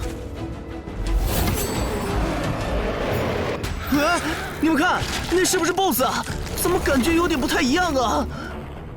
应该不是吧？这么矮，和哥布林勇士完全不沾边啊！等等，这是……大家小心，这确实是 BOSS， 只不过不是哥布林勇士，是哥布林萨满。给我冲！大家速战速决，在哥布林勇士出现以前结束战斗，不然我们就危险了。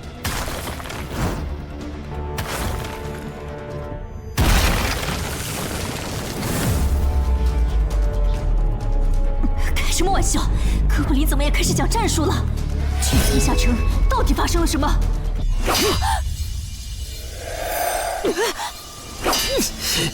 快走！我来会会这家伙。林那边好像遇到麻烦了，你们出个人去帮忙。你在开玩笑吗？这么多哥布林，我们哪抽得出人手？快去帮他们呀！这边我一个人能行。可是，走啊！待在这儿，影响我发挥。我会尽快解决掉哥布林萨满，然后来帮你。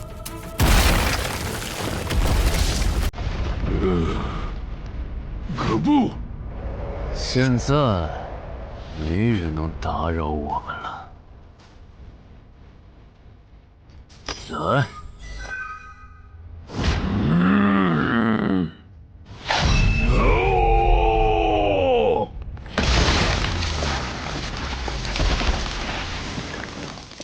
这个 BOSS 力量惊人，但太笨拙了。就算不用一步一杀，我应该也能躲过他的大部分攻击。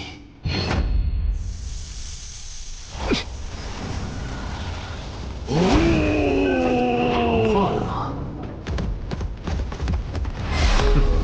太简单了。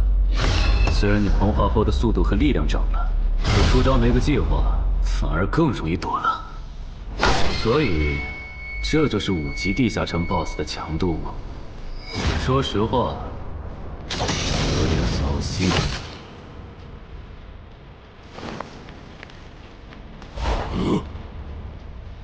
你这种程度，连当我的开胃前菜都不配。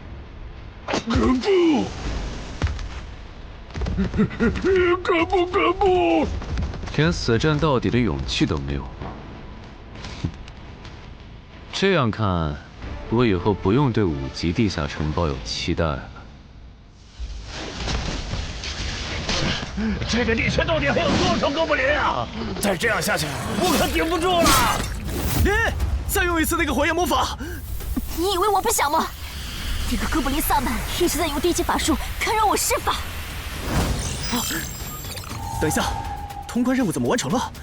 哎，我的也是。石头山市民解决掉了哥布林勇士，大家再撑一下，他等下应该会来支援我们。我看不见得，他既然已经完成了通关任务，就没有理由再回来冒险。那咱们也撤吧，反正通关任务已经完成了。不行，如果我们不能一鼓作气杀死哥布林萨满，那撤退的路上我们会被他们耗到死的。您说的对，现在还不能撤，大家顶住！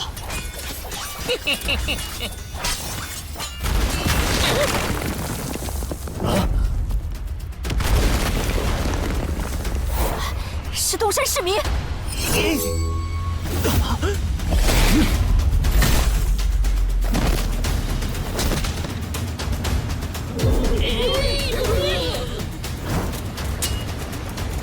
你从哪儿找来的大佬啊？双 BOSS 地下城就被他一个人打穿了？不是我找的。关于我的事情，麻烦大家帮忙保守秘密啊！明白。你这种有潜力的新人，容易被人盯上，等级没升上去前，确实不能太张扬。理解万岁。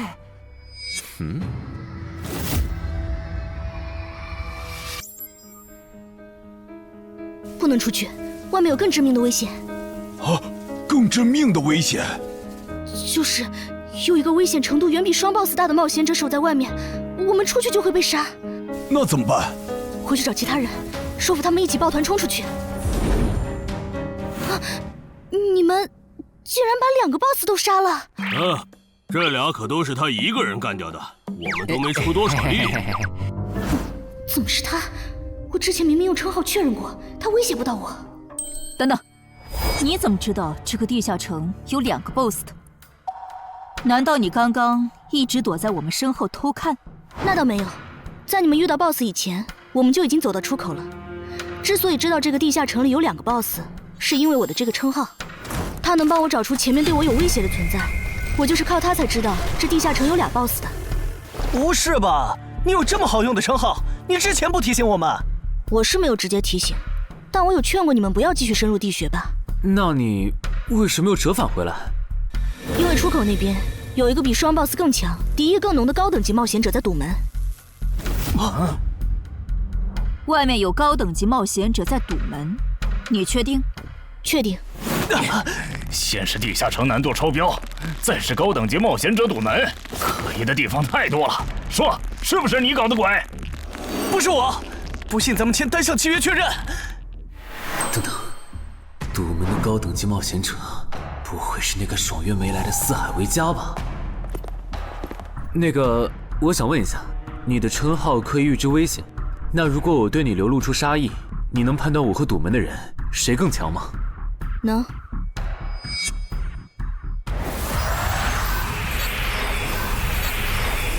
现在，我和外面的那个高等级冒险者，谁强？外面的要强一些。明白了。那摆在我们面前的，就只有一条路了。大家先去结算各自的脱离和通关任务，等提升完，咱们就去和出口的堵门者拼命。也只能这样了。早知道买这个地下城会出这么多事，我当时就不该手贱。事已至此，后悔也没用了。再说，咱们这么多人，未必打不过。这都多久了，怎么还没人出来？那个通关坟场的小子不会死里边了吧？你有没有兴趣？不好意思啊，我想再考虑一下。没想到第一次进入地下城，就让你遇到这种事，实在不好意思啊。结算出来了，这次没有掉入史诗级奇物，看来双 BOSS 的地下城难度也远不如坟场了。感觉下一个地下城可以跳过6级，直接尝试7级了。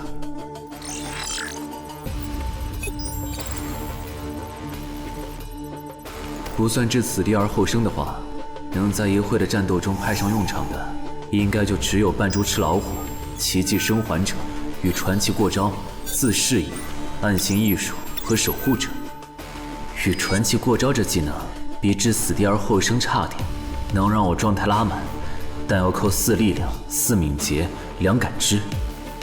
至于暗行艺术，应该是和扮猪吃老虎搭配，靠扮猪吃老虎走到目标的视野盲区，然后换暗行艺术逐渐接近目标，最后再切到置死地而后生，从而打出完美的偷袭。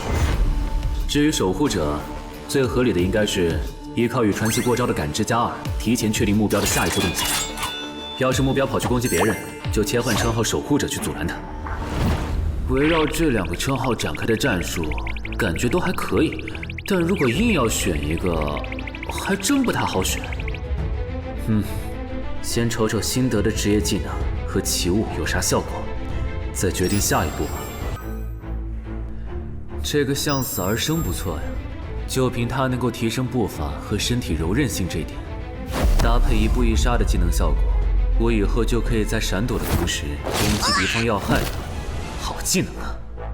还有这个假死技能，考虑到在现实世界，冒险者死后是不会产生掉落的，我完全可以利用这个技能装死，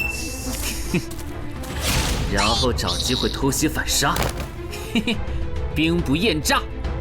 只要那个堵门的不是脑子有毛病，非得跟尸体较劲，我就能狠狠地阴他一把。当然，这是万不得已的选择。要是可以的话，我肯定想光明正大的赢。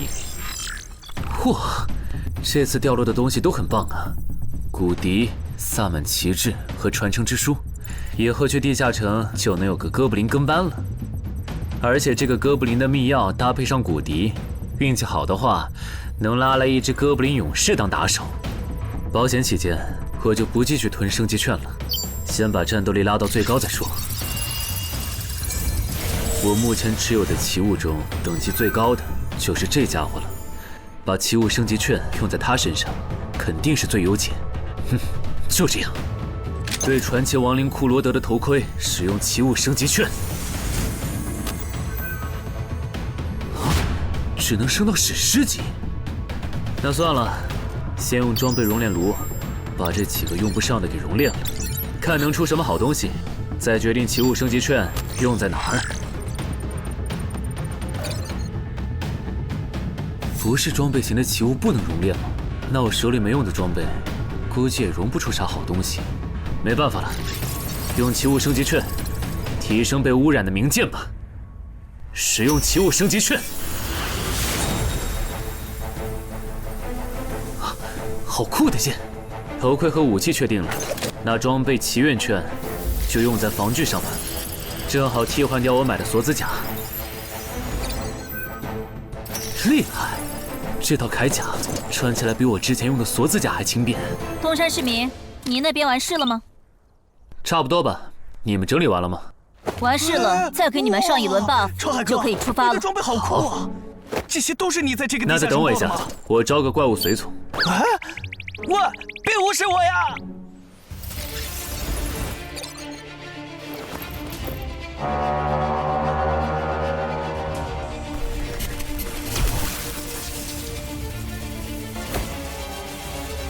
哥布林，你招个这样的怪物随从，没什么意义吧？这小东西连半个战力都算不上，不帮倒忙就不错了。别急，我还没完事。接着，喝了它。这不，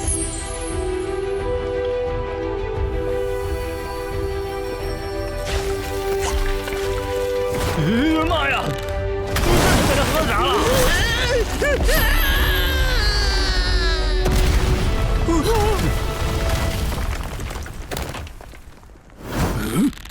天哪，他变成 BOSS 了！那边有适合你的衣服和兵器，自己拿吧。你的随从不会失控吧？毕竟是 BOSS 级别的哥布林。不知道，不过你可以让他用称号看看这只哥布林对我们有没有敌意。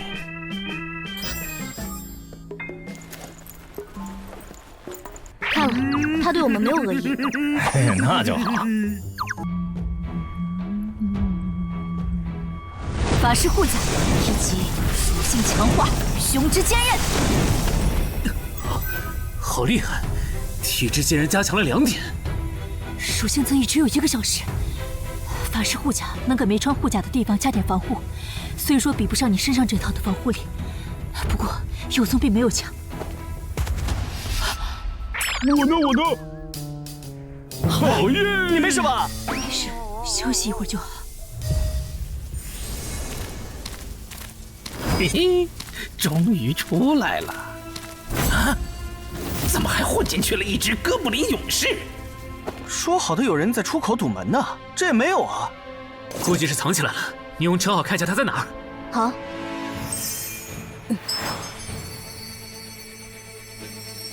啊，找到了，他躲在1点钟方向最粗的那棵树后面。大家小心，他在入口前面放了很多捕兽夹，注意别踩到了。捕兽夹？哪里有捕兽夹？有探查类的称号吗？真是够讨厌的。原来是他，这么一来就全明白了。女妖之森刚通关，他不去那儿的黑市买通关物资，却来东山碰运气，肯定有猫腻。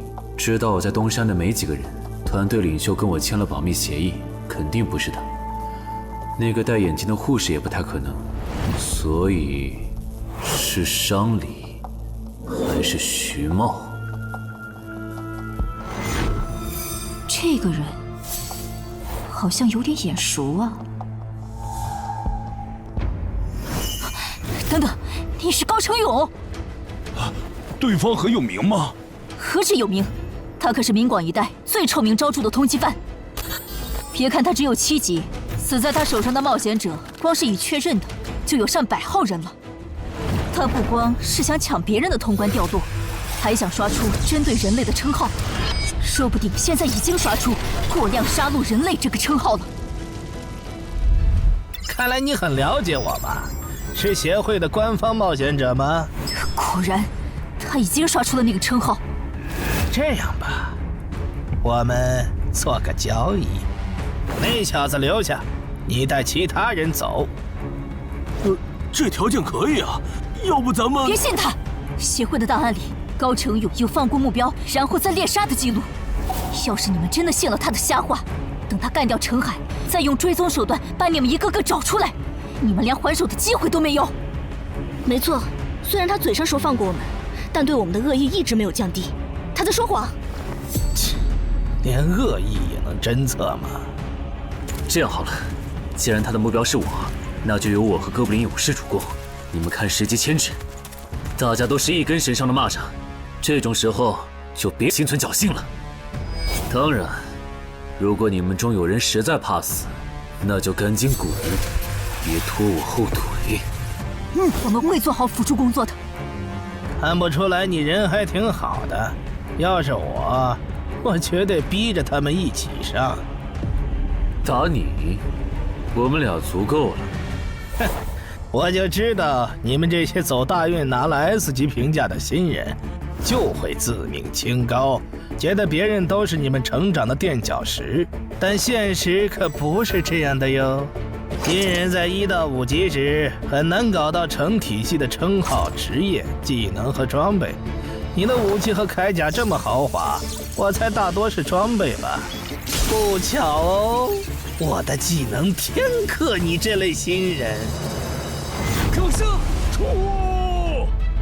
迟缓术，